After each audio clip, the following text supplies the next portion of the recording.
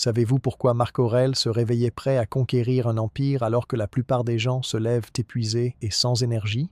Le secret ne résidait pas dans le matin, mais dans les 12 pratiques spécifiques qu'il effectuait chaque soir avant de dormir. Il y a plus de 2000 ans, les stoïciens savaient déjà que la différence entre se réveiller inarrêtable ou se réveiller vaincu se joue dans les dernières heures de votre journée. Tandis que le monde moderne vous enseigne à chercher la motivation le matin, les philosophes antiques ont révélé que le véritable pouvoir provient de ce que vous faites avec votre esprit avant de fermer les yeux. Ces 12 pratiques nocturnes ont transformé des empereurs, des philosophes et des guerriers en personnes mentalement invincibles. Et aujourd'hui, vous allez découvrir exactement comment les appliquer dans votre vie pour vous réveiller chaque jour avec un état d'esprit à l'épreuve de tout obstacle. Abonnez-vous à la chaîne, laissez votre like et commentez de quelle partie du monde vous nous regardez. Installez-vous confortablement et détendez-vous. Commençons. Cette nuit, tu n'es pas ici par hasard. Tu es ici parce que quelque chose en toi cherche la paix, parce que ton âme aspire à un repos plus profond que celui du corps seul.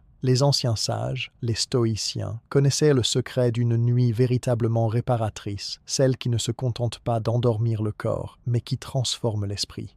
Pendant les prochaines heures, tu vas découvrir les 12 pratiques que les stoïciens accomplissaient chaque soir. Ces rituels simples mais puissants qui leur permettaient de se réveiller chaque matin avec une force intérieure inébranlable, une clarté d'esprit lumineuse et une sérénité que rien ne pouvait troubler. Ces hommes, Marc Aurèle qui gouvernait un empire, Épictète qui avait connu l'esclavage, Sénèque qui naviguait entre pouvoir et sagesse, tous partageaient une compréhension profonde de quelque chose que notre époque moderne a oublié. Ils savaient que la façon dont on termine sa journée détermine la façon dont on commence la suivante, que les dernières pensées avant le sommeil sculptent l'esprit qui s'éveillera à l'aube, que la nuit n'est pas simplement un temps d'oubli mais un atelier sacré où l'âme se forge. Ce que tu vas entendre cette nuit n'est pas une simple liste de conseils à cocher, c'est une invitation à transformer ta relation avec le soir, avec le sommeil, avec toi-même. C'est un chemin vers une liberté intérieure que personne ne pourra jamais te retirer.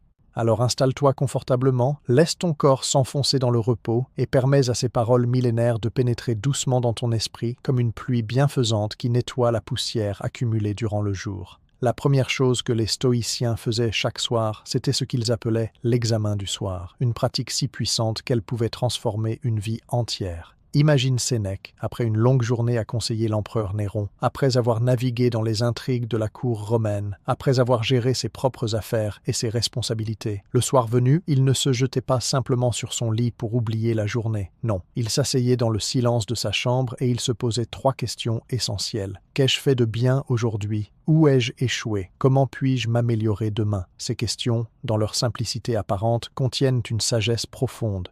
Elles ne sont pas là pour te juger, pour te condamner, pour te faire sentir coupable. Elles sont là pour t'aider à grandir, pour t'offrir une occasion de devenir chaque jour une meilleure version de toi-même. L'examen du soir n'est pas un tribunal intérieur où tu te flagelles pour chaque erreur commise. C'est plutôt un miroir bienveillant que tu tends devant ton âme, avec douceur et honnêteté. Quand tu te demandes ce que tu as fait de bien aujourd'hui, tu reconnais tes forces, tu honores tes efforts. Tu nourris la partie de toi qui agit avec vertu. Peut-être as-tu été patient quand quelqu'un t'a irrité. Peut-être as-tu été généreux quand tu aurais pu être égoïste. Peut-être as-tu simplement continué à avancer malgré la fatigue ou le découragement. Tout cela mérite d'être reconnu. Les stoïciens savaient que la vertu se construit dans les petits actes quotidiens, dans ces moments ordinaires où personne ne regarde, où aucune récompense n'est attendue. Reconnaître ces moments le soir, c'est renforcer le muscle de la vertu en toi, c'est dire à ton âme que tu vois ses efforts, que tu apprécies sa lutte pour devenir meilleur. Ensuite vient la question plus difficile, celle que beaucoup préfèrent éviter. Où ai-je échoué aujourd'hui? Cette question exige du courage, de l'honnêteté, de l'humilité. Elle demande que tu regardes sans détour les moments où tu n'as pas été à la hauteur de tes propres valeurs. Peut-être as-tu réagi avec colère quand tu aurais pu choisir le calme. Peut-être as-tu menti quand la vérité aurait été plus noble. Peut-être as-tu laissé la peur ou la paresse te dicter tes actions. Reconnaître ces échecs n'est pas une punition, c'est un acte de libération. Parce que tant que tu refuses de voir tes erreurs, elles continuent à exercer leur pouvoir sur toi dans l'ombre. Mais quand tu les amènes à la lumière, quand tu les nommes avec clarté et sans jugement, elles perdent leur emprise. Elles deviennent simplement des expériences d'apprentissage, des opportunités de croissance. Marc Aurèle, l'empereur le plus puissant de son temps, écrivait chaque soir dans son journal personnel. Il y notait ses erreurs, ses manquements, ses faiblesses. Pas pour se torturer, mais pour s'améliorer. Il savait que personne n'est parfait, que même un empereur commet des erreurs et que la vraie grandeur ne réside pas dans l'absence d'erreurs, mais dans la capacité à les reconnaître et à en tirer des leçons. Cette pratique de l'examen du soir t'empêche de transporter tes erreurs dans la nuit comme un fardeau lourd qui écrase ton sommeil. Au lieu de cela, tu les déposes consciemment, tu les observes, tu en tires l'enseignement et tu les laisses partir. Tu te dis « Aujourd'hui j'ai échoué ici, mais demain je ferai différemment ». Cette promesse simple te permet de te coucher en paix, sachant que tu as appris quelque chose, que tu as progressé, même si ce n'était que d'1 millimètre. Et c'est là qu'intervient la troisième question. Comment puis-je m'améliorer demain ? Cette question tourne ton regard vers l'avenir, mais pas avec anxiété ou pression. Elle le tourne avec intention et espoir. Elle te demande de choisir consciemment un petit domaine où tu vas concentrer ton effort d'amélioration le lendemain. Peut-être que demain, tu choisiras de pratiquer la patience dans cette situation récurrente qui te fait perdre ton calme. Peut-être que demain, tu choisiras de parler avec plus de douceur à cette personne que tu as tendance à critiquer. Peut-être que demain, tu choisiras de faire cette tâche que tu repousses depuis des jours. L'important n'est pas de viser la perfection totale et immédiate. L'important est de choisir une direction, une intention claire. Les stoïciens comprenaient que la transformation se fait progressivement, par petits pas constants plutôt que par grands bonds spectaculaires. Chaque soir, tu plantes une graine d'intention pour le lendemain.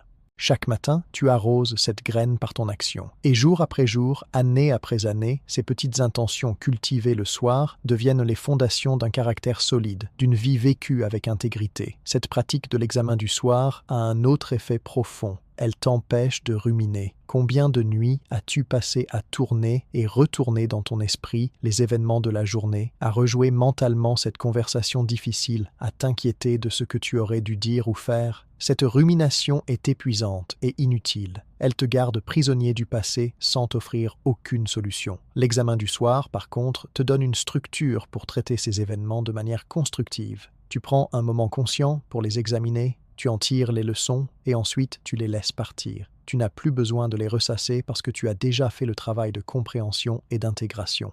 Ton esprit peut alors se reposer véritablement, libéré du besoin obsessionnel de tout analyser encore et encore. Imagine la différence entre une nuit où ton esprit est comme une roue de hamster qui tourne sans fin et une nuit où ton esprit est calme comme un lac paisible. C'est la différence entre une nuit sans examen conscient et une nuit précédée par cette pratique stoïcienne. Les sages anciens savaient que la paix du sommeil commence par la paix de la conscience. Et la paix de la conscience vient de l'honnêteté avec soi-même, de la reconnaissance de ce qui est, de l'engagement à s'améliorer. Alors ce soir, avant de te laisser glisser dans le sommeil, prends quelques instants pour pratiquer cet examen. Demande-toi avec bienveillance, qu'ai-je fait de bien aujourd'hui ?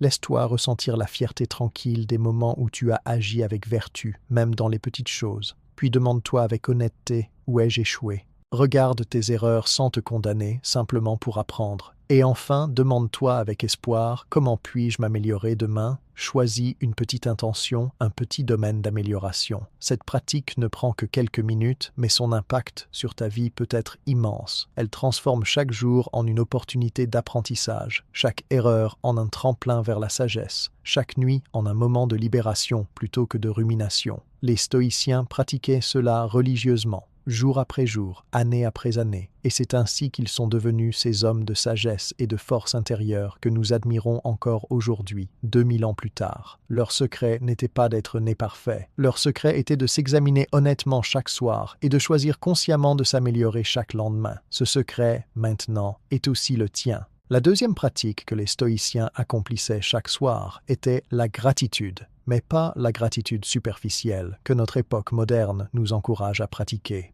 Non, leur gratitude était profonde, viscérale, presque radicale. Ils ne se contentaient pas de dire merci pour les bonnes choses de leur vie. Ils allaient plus loin, beaucoup plus loin. Ils pratiquaient ce qu'on pourrait appeler la gratitude pour ce qui est. Marc Aurèle écrivait chaque soir non seulement les bénédictions évidentes de sa journée, mais aussi les difficultés, les obstacles, même les personnes qu'il avait contrariées, et il les remerciait. Cela peut sembler étrange, presque masochiste à première vue. Pourquoi remercier pour les difficultés? Pourquoi être reconnaissant pour les obstacles? Parce que les stoïciens comprenaient quelque chose de fondamental sur la nature de la croissance humaine. Ils comprenaient que nous ne grandissons pas dans le confort, mais dans l'inconfort. Nous ne devenons pas plus forts dans la facilité, mais dans l'adversité.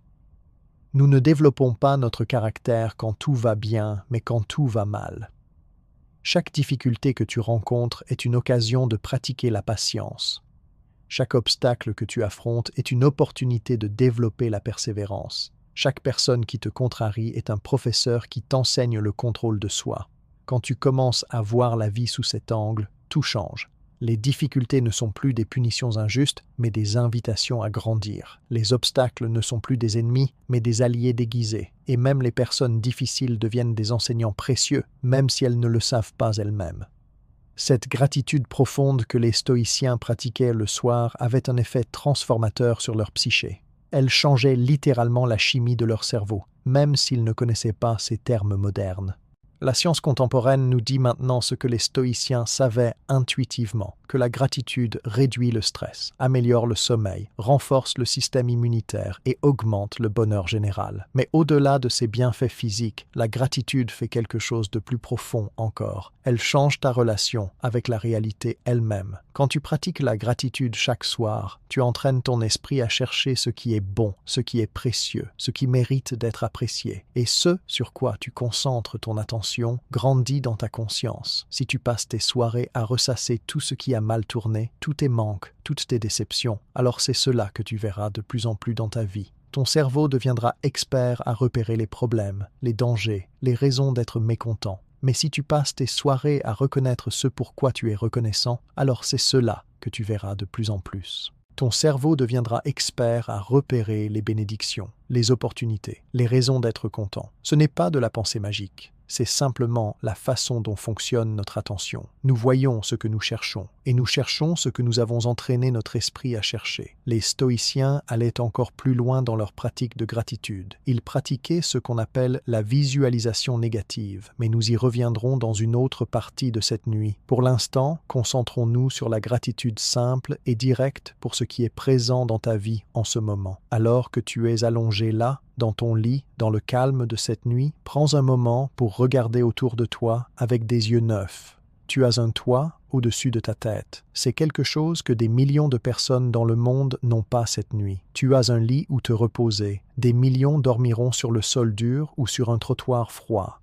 Tu as probablement mangé aujourd'hui. Des millions se coucheront le ventre vide. Tu as accès à l'eau potable. Des millions n'ont pas ce luxe. Tu peux voir, entendre, bouger. Des millions ne le peuvent pas. Ces choses que tu considères comme normales, comme acquises, sont en réalité des miracles extraordinaires. Et ce n'est que le début. Tu as probablement des personnes qui t'aiment, même si les relations ne sont pas parfaites. Tu as probablement des compétences, des talents, des expériences qui t'enrichissent. Tu as survécu à 100% de tes pires jours jusqu'à présent, ce qui signifie que tu as en toi une force de résilience remarquable. Tous ces éléments méritent ta gratitude ce soir. Mais la gratitude stoïcienne ne s'arrête pas aux choses positives.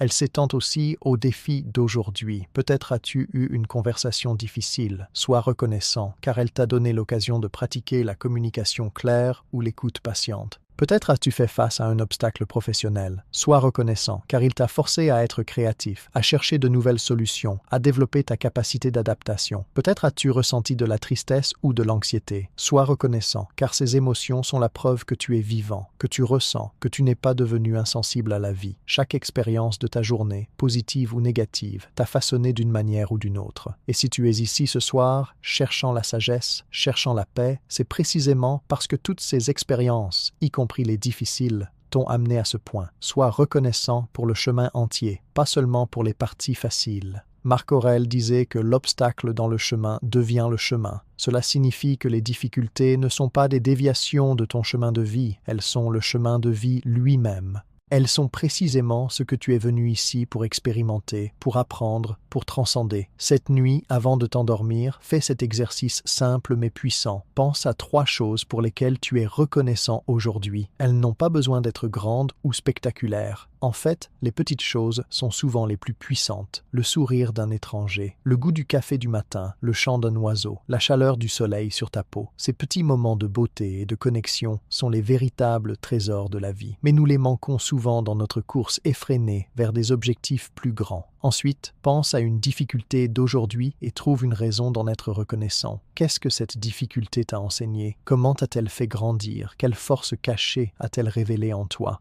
Ce changement de perspective, ce passage de victime à apprenant, est peut-être l'une des transformations les plus puissantes que tu puisses opérer. Et enfin, sois reconnaissant pour ce moment présent, pour cette nuit de repos qui s'offre à toi, pour l'opportunité de fermer les yeux et de laisser ton corps se régénérer pour la promesse d'un nouveau jour demain. La gratitude est comme un baume apaisant pour l'âme agitée. Elle calme les pensées tourmentées, elle adoucit les émotions difficiles, elle ouvre l'esprit à la paix. Les stoïciens le savaient il y a 2000 ans, et cette sagesse reste aussi vraie aujourd'hui qu'elle l'était alors. Alors que tu te prépares à glisser dans le sommeil, laisse la gratitude être la dernière pensée consciente que tu nourris. Laisse-la imprégner ton esprit, détendre ton corps, ouvrir ton cœur. Et demain, quand tu t'éveilleras, tu te lèveras non pas avec un sentiment de manque ou d'insatisfaction, mais avec un sentiment de plénitude et d'appréciation pour la vie telle qu'elle est. La troisième pratique nocturne des stoïciens était peut-être la plus puissante et la plus transformatrice de toutes, bien qu'elle puisse sembler morbide à première vue.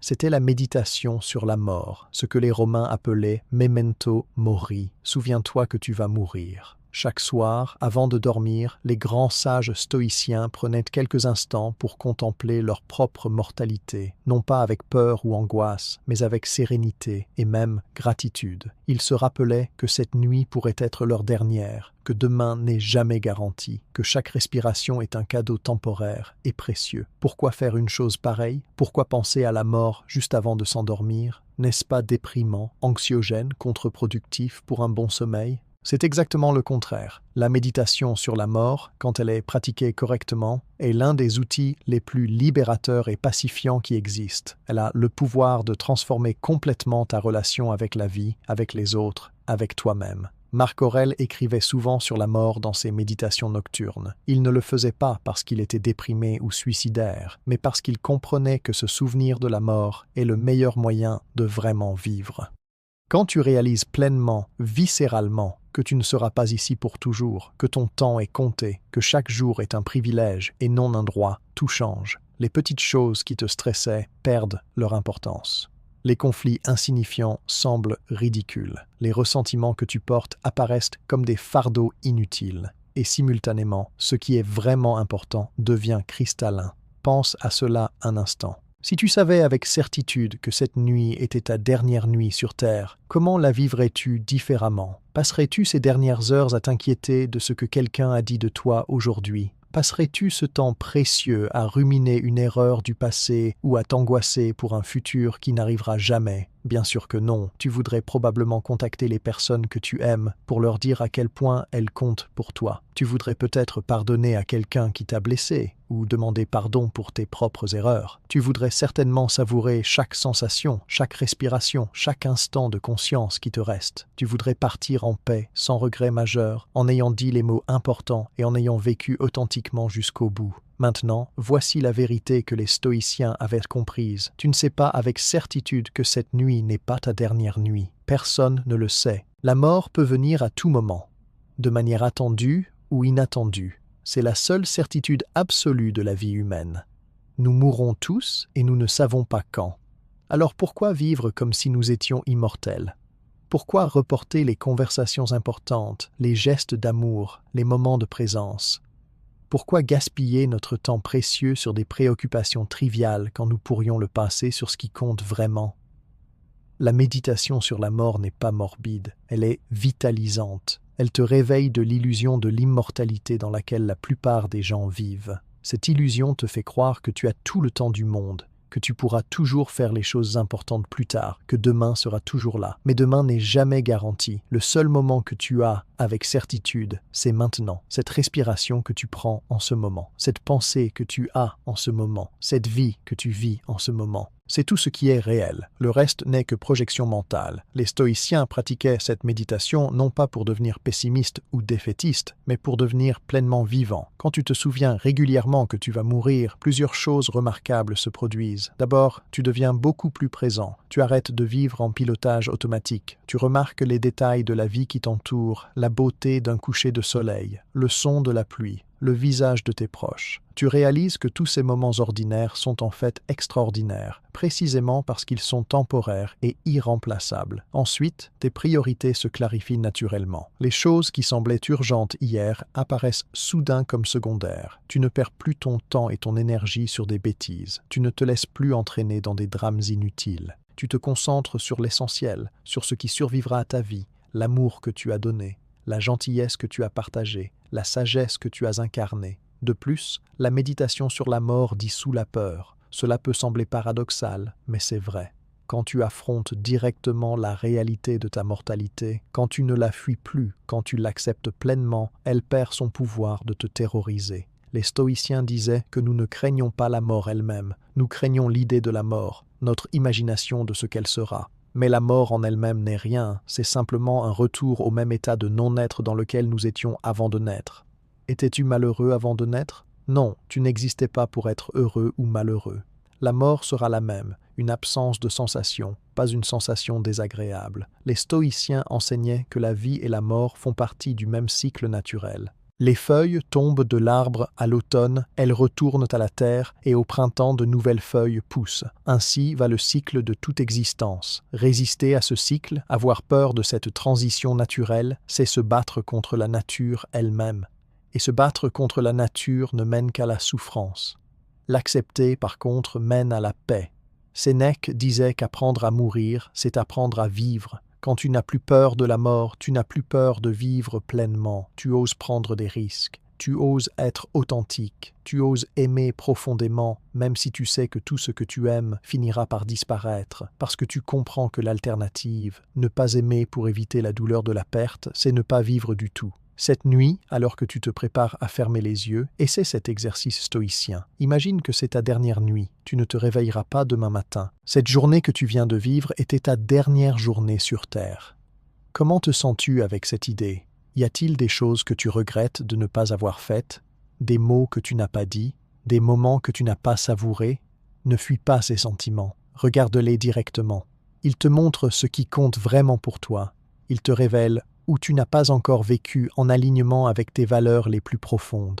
Maintenant, imagine que par grâce, tu reçois un jour de plus. Demain matin, tu te réveilleras. Tu auras 24 heures supplémentaires de vie. Comment utiliseras-tu ce cadeau? Que feras-tu différemment? Quelle priorité changeras-tu? À qui parleras-tu avec plus d'amour? Quel moment savoureras-tu plus pleinement? Cette visualisation n'est pas un jeu morbide, c'est un rappel puissant de vivre selon tes valeurs les plus hautes, tant que tu en as encore la possibilité. Parce que la vérité, c'est que demain tu te réveilleras probablement. Mais ce n'est pas garanti, et un jour, ce ne sera pas le cas.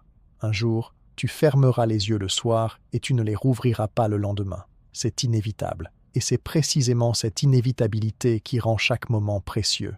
Les stoïciens ne voyaient pas la mort comme un ennemi à combattre ou une tragédie à déplorer. Ils la voyaient comme un professeur qui enseigne l'art de vivre. Elle nous rappelle que rien n'est permanent, que tout est en flux constant, que chaque moment est unique et ne reviendra jamais. Elle nous enseigne à ne pas reporter ce qui compte. Elle nous montre que tenir rancune est ridicule quand nous avons si peu de temps. Elle nous révèle que notre ego, nos soucis mesquins, nos drames personnels sont insignifiants dans la grande perspective et simultanément, elle nous montre ce qui est réellement significatif, l'amour, la connexion, la présence, la croissance, la contribution. La méditation sur la mort n'assombrit pas la vie, elle l'illumine. Elle met tout en perspective. Elle te libère de l'illusion que tu as tout le temps du monde pour devenir qui tu veux être, pour dire ce que tu veux dire, pour faire ce que tu veux faire. Elle te rappelle que le moment, c'est maintenant. Pas plus tard, pas quand les conditions seront parfaites, pas quand tu te sentiras prêt. Maintenant. Marc Aurèle écrivait qu'il pourrait mourir en accomplissant cette action, quelle qu'elle soit. Et si c'était le cas, il voulait mourir en faisant quelque chose qui en valait la peine, en agissant avec intégrité, en servant un but plus grand que lui-même. Il ne voulait pas mourir en se plaignant, en procrastinant, en vivant en dessous de ses capacités. Cette conscience constante de la mort le gardait aligné avec ses valeurs les plus élevées. Épictète enseignait à ses étudiants d'embrasser leurs proches chaque soir comme si c'était la dernière fois. Pas pour être dramatique ou pour vivre dans la peur, mais pour vivre dans la gratitude et la présence. Quand tu embrasses quelqu'un en sachant que ce pourrait être la dernière fois, tu le fais avec plus d'attention, plus de tendresse, plus d'amour. Tu ne le fais pas distraitement en pensant déjà à autre chose. Tu es là, pleinement présent, savourant cette connexion pendant qu'elle existe encore. Et cette qualité de présence, cette profondeur d'appréciation transforme les relations ordinaires en quelque chose de sacré. Imagine si tu vivais chaque interaction comme si c'était la première. Comment parlerais-tu aux gens avec plus de patience, plus de gentillesse, plus d'authenticité, certainement? Tu ne gaspillerais pas ton souffle sur des critiques mesquines ou des plaintes inutiles. Tu utiliserais tes mots pour construire, pour encourager, pour exprimer l'amour et l'appréciation. Tu ne tiendrais pas rancune parce que tu saurais que le temps est trop précieux pour être gaspillé sur la colère. Tu pardonnerais plus facilement, tu aimerais plus librement, tu vivrais plus pleinement. C'est le cadeau que la méditation sur la mort offre. Elle te libère des petitesses de l'ego et t'ouvre à la grandeur de l'être. Alors cette nuit, ne fuis pas la pensée de ta propre mortalité. Accueille-la comme une amie sage qui vient te rappeler ce qui compte vraiment. Laisse-la nettoyer ton esprit des préoccupations triviales. Laisse-la te montrer ce qui mérite vraiment ton attention et ton énergie. Et puis, avec cette clarté nouvelle, ferme les yeux et dors en paix, sachant que si tu te réveilles demain, tu auras l'opportunité de vivre encore plus aligné avec tes valeurs les plus profondes. Et si tu ne te réveilles pas, eh bien, tu auras fermé les yeux pour la dernière fois en paix, sans regret majeur, en ayant vécu aussi pleinement que tu le pouvais. C'est tout ce que nous pouvons faire, vivre pleinement tant que nous sommes en vie et accepter sereinement que cette vie finira un jour. Les stoïciens nous ont montré que ces deux choses ne sont pas contradictoires. Elles sont en fait intimement liées. C'est précisément parce que la vie est temporaire qu'elle est précieuse. C'est précisément parce que nous allons mourir que nous devons vraiment vivre. Souviens-toi que tu vas mourir, et en te souvenant, choisis de vivre. La quatrième pratique que les stoïciens cultivaient chaque soir était la préparation mentale pour le lendemain, mais pas de la manière anxieuse et obsessionnelle dont notre culture moderne nous encourage à planifier. Non, leur préparation était d'une nature complètement différente. Au lieu de passer la soirée à s'inquiéter de tout ce qui pourrait mal tourner, à élaborer des plans détaillés pour chaque éventualité, à se stresser sur la performance et les résultats, les stoïciens pratiquaient ce qu'ils appelaient la préparation de l'âme. Ils se préparaient mentalement, non pas à contrôler les événements de demain, mais à répondre avec vertu à tout ce que demain pourrait apporter. La différence est subtile mais profonde. La planification moderne se concentre sur le contrôle des circonstances externes. Nous faisons des listes détaillées, nous établissons des horaires précis, nous anticipons chaque obstacle possible et créons des contingences. Et quand les choses ne se déroulent pas selon notre plan, nous nous effondrons dans la frustration, l'anxiété ou la colère. Nous avons investi tant d'énergie mentale dans un résultat spécifique que nous ne savons pas comment gérer quand la réalité ne coopère pas. Les stoïciens, par contre, se concentraient sur quelque chose de totalement différent. Ils se préparaient à maintenir leur caractère intact, peu importe ce qui se passerait. Ils visualisaient les défis possibles du lendemain, non pas pour les éviter, mais pour se préparer à y répondre avec sagesse, courage, justice et tempérance. C'est une forme de préparation beaucoup plus puissante, parce qu'elle se concentre sur la seule chose que tu contrôles vraiment, ton propre état intérieur et tes propres actions. Marc Aurèle commençait souvent ses journées et donc finissait ses nuits précédentes en se disant à lui-même quelque chose comme ceci. « Demain, je vais rencontrer des gens ingrats, arrogants, égoïstes, jaloux et grossiers. Mais je ne serai pas troublé par eux car je comprends qu'ils agissent par ignorance de ce qui est vraiment bon. Je ne peux pas être blessé par eux car ils ne peuvent pas toucher mon caractère. Et je ne peux pas me fâcher contre eux car nous sommes tous faits pour coopérer, comme les dents, les paupières ou les mains et les pieds. Travailler les uns contre les autres et contre nature. Remarque ce qu'il fait ici. Il ne prétend pas que demain sera facile. Il ne se ment pas en disant que tout ira bien. Au contraire, il anticipe honnêtement qu'il rencontrera probablement des difficultés et des personnes difficiles. Mais au lieu de s'inquiéter de cela, il se prépare mentalement à répondre de manière stoïque. Il se rappelle à lui-même ses principes philosophiques.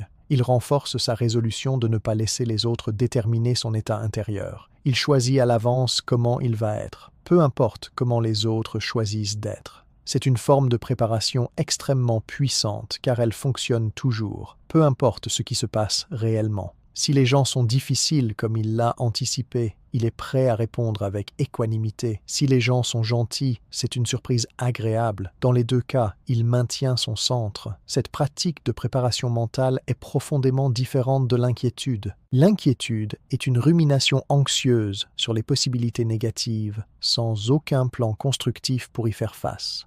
Elle tourne en boucle dans ton esprit, épuisant ton énergie, perturbant ton sommeil sans jamais te mener à une résolution ou à une action utile. C'est comme si tu grattais encore et encore une plaie sans jamais la soigner. La préparation mentale stoïcienne, par contre, est une visualisation consciente et constructive. Tu imagines les défis possibles, non pas pour t'en inquiéter, mais pour décider à l'avance comment tu veux y répondre. Tu te vois toi-même en train de gérer ces situations avec calme, avec sagesse, avec vertu. Tu répètes mentalement ton meilleur comportement. Et cette répétition mentale a un effet réel. Les neurosciences modernes ont confirmé ce que les stoïciens savaient intuitivement. Quand tu visualises mentalement une action, ton cerveau active les mêmes circuits neuronaux que quand tu accomplis réellement cette action.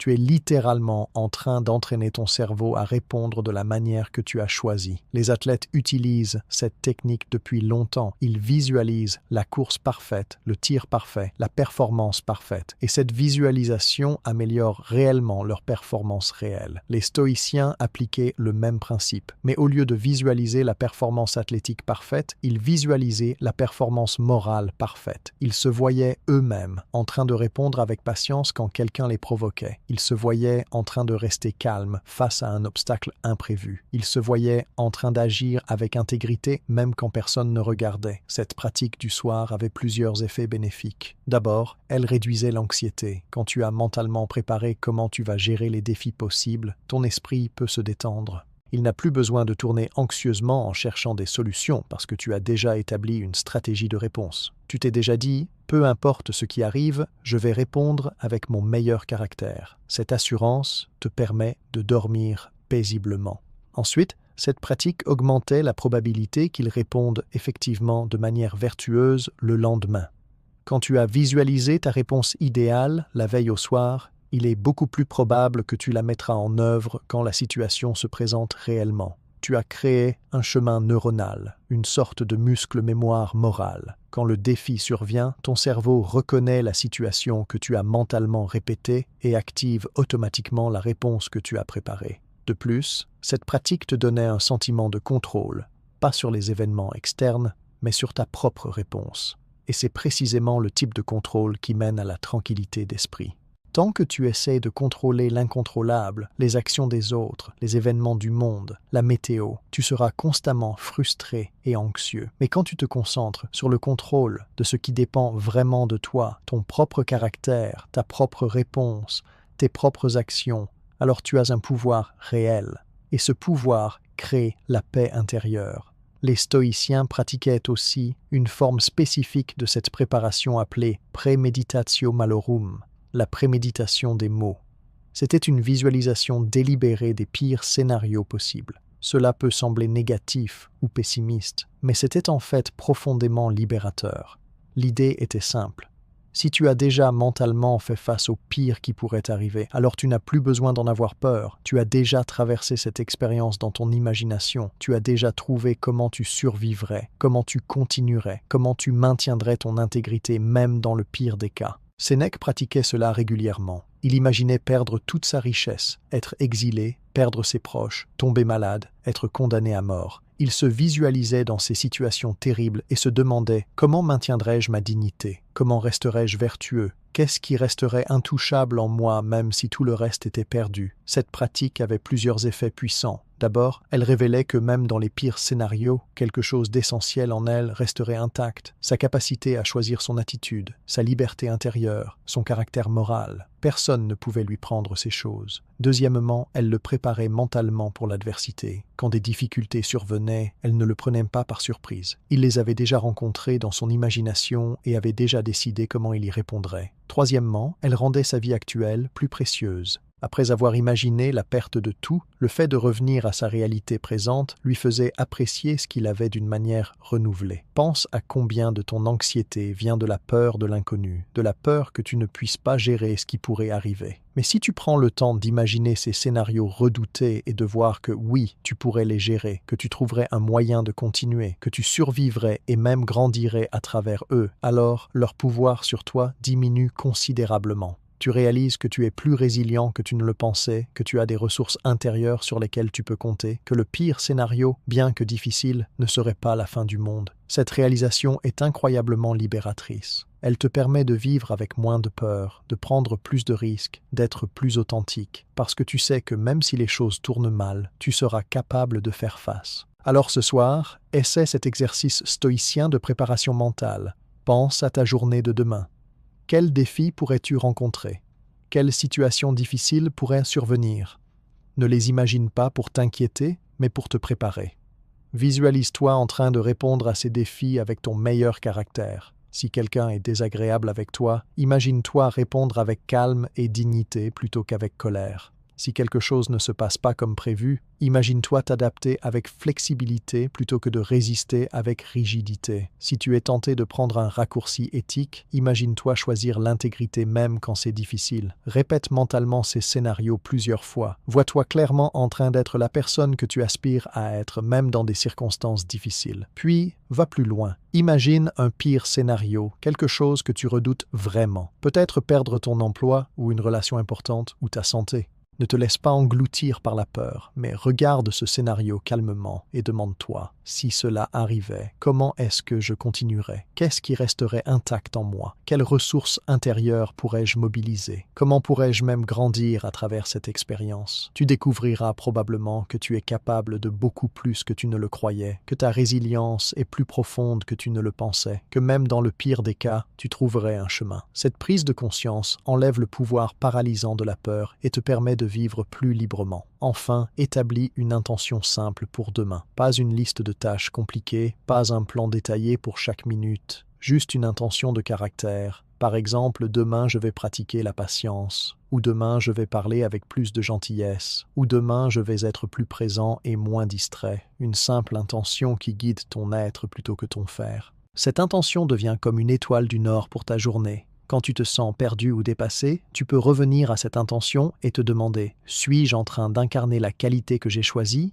Sinon, tu peux te réajuster. Si oui, tu peux te renforcer dans cette direction. Cette pratique simple mais puissante transforme ta journée d'une série de réactions aléatoires en une expression cohérente de qui tu veux être. Les stoïciens comprenaient que nous ne choisissons pas ce qui nous arrive, mais nous choisissons toujours comment nous y répondons. Et cette réponse, répétée jour après jour, devient notre caractère. Notre caractère devient notre destin. Donc en préparant consciemment chaque soir comment tu veux répondre aux défis de demain, tu façonnes littéralement le type de personne que tu deviens et le type de vie que tu crées. Ce n'est pas une préparation pour demain seulement, c'est une préparation pour toute ta vie. C'est ainsi que les grands sages stoïciens sont devenus les hommes extraordinaires qu'ils étaient. Pas en ayant des vies faciles, sans défis, au contraire, leur vie était pleine de difficultés immenses. Mais chaque soir, ils se préparaient mentalement à faire face à ces difficultés avec vertu. Et chaque jour, ils mettaient en pratique ce qu'ils avaient préparé. Jour après jour, année après année, cette pratique a forgé des caractères d'acier, des esprits inébranlables, des âmes en paix. Et ce même processus est disponible pour toi, en commençant ce soir. Alors que tu te prépares à dormir, ne laisse pas ton esprit errer anxieusement sur tous les scénarios possibles de demain. Prends le contrôle de cette énergie mentale et dirige-la consciemment vers la préparation de ton meilleur moi. Visualise-toi répondant avec vertu. Prépare-toi mentalement pour les défis. Établis ton intention de caractère. Puis, laisse tout cela aller et dors paisiblement, sachant que tu as fait tout ce qui était en ton pouvoir pour te préparer. Le reste n'est pas sous ton contrôle, et c'est parfaitement bien ainsi. La 5e pratique nocturne des stoïciens était le pardon et le lâcher-prise, un art délicat et pourtant essentiel pour dormir avec une conscience tranquille. Chaque soir, avant de se laisser aller au sommeil, les sages stoïciens prenaient un moment pour identifier les rancœurs qu'ils portaient encore, les colères qui bouillonnaient en eux, les ressentiments qui s'étaient accumulés pendant la journée, et consciemment, délibérément, ils choisissaient de les lâcher. Pas parce que les autres méritaient nécessairement leur pardon, mais parce qu'eux-mêmes méritaient la paix. Marc Aurèle écrivait qu'il est insensé de se mettre en colère contre les événements, car ils ne se soucient pas de ta colère. Et il est tout aussi insensé de rester en colère contre les personnes, car souvent elles ne savent même pas que tu l'es, ou pire, elles s'en réjouissent. Dans les deux cas, la seule personne que ta colère blesse, c'est toi-même. C'est comme boire du poison et espérer que l'autre personne en mourra. La colère, le ressentiment, la rancune, toutes ces émotions négatives sont comme des braises ardentes que tu tiens dans tes mains. Elles te brûlent bien plus qu'elles ne brûlent leur cible. Et les stoïciens comprenaient cela profondément. Il savait que porter de la colère dans ton cœur, c'est comme porter un fardeau lourd qui t'épuise, qui t'alourdit, qui t'empêche d'avancer librement dans la vie. Mais comment fait-on pour pardonner, surtout quand on a été vraiment blessé, vraiment trahi, vraiment maltraité? Les stoïciens avaient une méthode particulière, une façon de penser qui facilitait le pardon. Ils pratiquaient ce qu'on pourrait appeler la compréhension empathique. Quand quelqu'un les blessait, au lieu de simplement réagir avec colère, ils essayaient de comprendre pourquoi cette personne avait agi ainsi. Ils se rappelaient que tout le monde agit selon sa propre compréhension de ce qui est bon, même si cette compréhension est erronée. Personne ne se lève le matin en se disant « Aujourd'hui je vais faire le mal parce que j'aime le mal ». Non, même les personnes qui font des choses terribles le font parce qu'elles croient, d'une manière tordue, que c'est dans leur intérêt. Elles agissent par ignorance de ce qui est vraiment bon. Cette perspective ne justifie pas les mauvaises actions, mais elle les humanise. Elle te permet de voir que la personne qui t'a blessé est elle-même probablement en souffrance, probablement confuse, probablement agissant à partir de ses propres blessures non guéries. Cela ne rend pas ce qu'elle a fait acceptable, mais cela rend la personne compréhensible. Et quand tu comprends quelqu'un, même un peu, il devient plus facile de lâcher prise de la colère que tu ressens envers cette personne. Les stoïciens se rappelaient aussi que tous les humains sont faillibles, y compris eux-mêmes. Marc Aurèle se disait souvent « Je vais rencontrer des gens qui font des erreurs aujourd'hui, mais je fais aussi des erreurs. Comment puis-je être si dur envers les erreurs des autres quand je suis moi-même si loin de la perfection ?» Cette humilité, cette reconnaissance de sa propre faillibilité adoucit le jugement qu'on porte sur les autres. Imagine si quelqu'un gardait un registre détaillé de toutes tes erreurs, de toutes les fois où tu as été impatient, égoïste, négligent ou blessant. Et imagine si cette personne te jugeait uniquement sur ce registre, sans jamais prendre en compte tes bonnes intentions, tes circonstances difficiles, ta fatigue ou ton ignorance. Tu trouverais cela injuste, n'est-ce pas ? Tu voudrais que cette personne comprenne que tu fais de ton mieux, que tu es humain, que tu mérites un peu de compassion. Eh bien, les autres méritent la même compréhension. Ils font aussi de leur mieux avec les ressources qu'ils ont. Ils sont aussi humains, aussi faillibles, aussi dignes de compassion que toi. Cette réalisation est au cœur du pardon stoïcien. Ce n'est pas un pardon faible qui dit « ce que tu as fait n'a pas d'importance ». C'est un pardon fort qui dit « ce que tu as fait était mal, mais je choisis de ne pas te garder prisonnier de cette erreur dans mon esprit. Je choisis de te voir comme un être humain complet, capable à la fois de mal et de bien, comme nous tous, et je choisis de ne plus porter le fardeau de la colère envers toi, car ce fardeau ne me sert pas. Il ne te change pas, il ne répare pas le passé, il ne fait que m'empoisonner dans le présent. » Les stoïciens pratiquaient aussi une forme de pardon envers eux-mêmes, ce qui est souvent encore plus difficile que de pardonner aux autres. Combien de nuits as-tu passé à te reprocher tes erreurs, à te critiquer durement, à rejouer mentalement les moments où tu n'as pas été à la hauteur ? Cette auto-flagellation mentale ne sert à rien sauf à te rendre misérable et à t'empêcher de dormir paisiblement. Les stoïciens comprenaient qu'on ne peut pas changer le passé. Ce qui est fait est fait. La seule question pertinente est « qu'est-ce que j'ai appris de cette erreur ? Et comment vais-je agir différemment la prochaine fois ?» Une fois que tu as extrait la leçon, il n'y a plus aucune raison de continuer à te punir. En fait, continuer à te punir t'empêche d'avancer. C'est comme si tu essayais de conduire une voiture en regardant constamment dans le rétroviseur. Tu vas finir par avoir un accident. Le pardon de soi n'est pas de l'autocomplaisance qui excuse tout. C'est plutôt une compassion réaliste qui reconnaît que tu as fait une erreur, que tu en as tiré une leçon et qu'il est maintenant temps de passer à autre chose. Sénèque disait qu'il est de la folie de pleurer pour ce qui ne peut être changé. Et pourtant, c'est exactement ce que nous faisons quand nous nous accrochons au ressentiment ou à la culpabilité. Nous pleurons sur un passé figé qui ne changera jamais, peu importe combien nous le ressassons. Le seul mouvement sage est vers l'avant, avec les leçons du passé, mais sans son fardeau émotionnel. Cette nuit, essaie cette pratique stoïcienne de pardon et de lâcher-prise. Commence par identifier une personne envers qui tu portes encore de la colère ou du ressentiment. Cela peut être pour quelque chose qui s'est passé aujourd'hui ou il y a des années. Peu importe. Maintenant, au lieu de te concentrer sur ce que cette personne t'a fait, essaie de comprendre pourquoi elle l'a fait.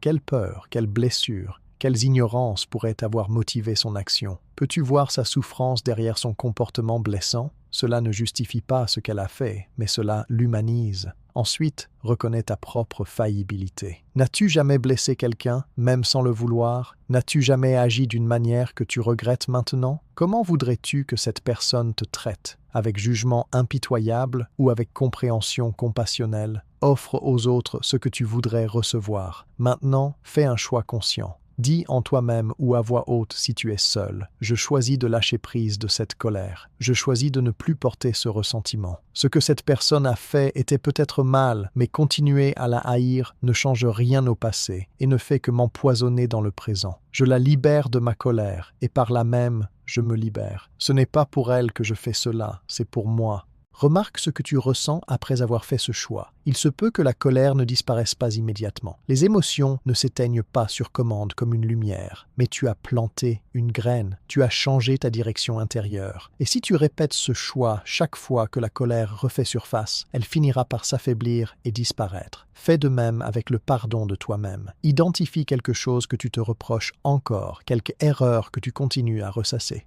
Demande-toi honnêtement, qu'est-ce que j'ai appris de cette expérience? Comment ai-je grandi? En quoi suis-je plus sage maintenant? Une fois que tu as identifié la leçon, reconnais que tu as payé pour cette erreur par l'apprentissage.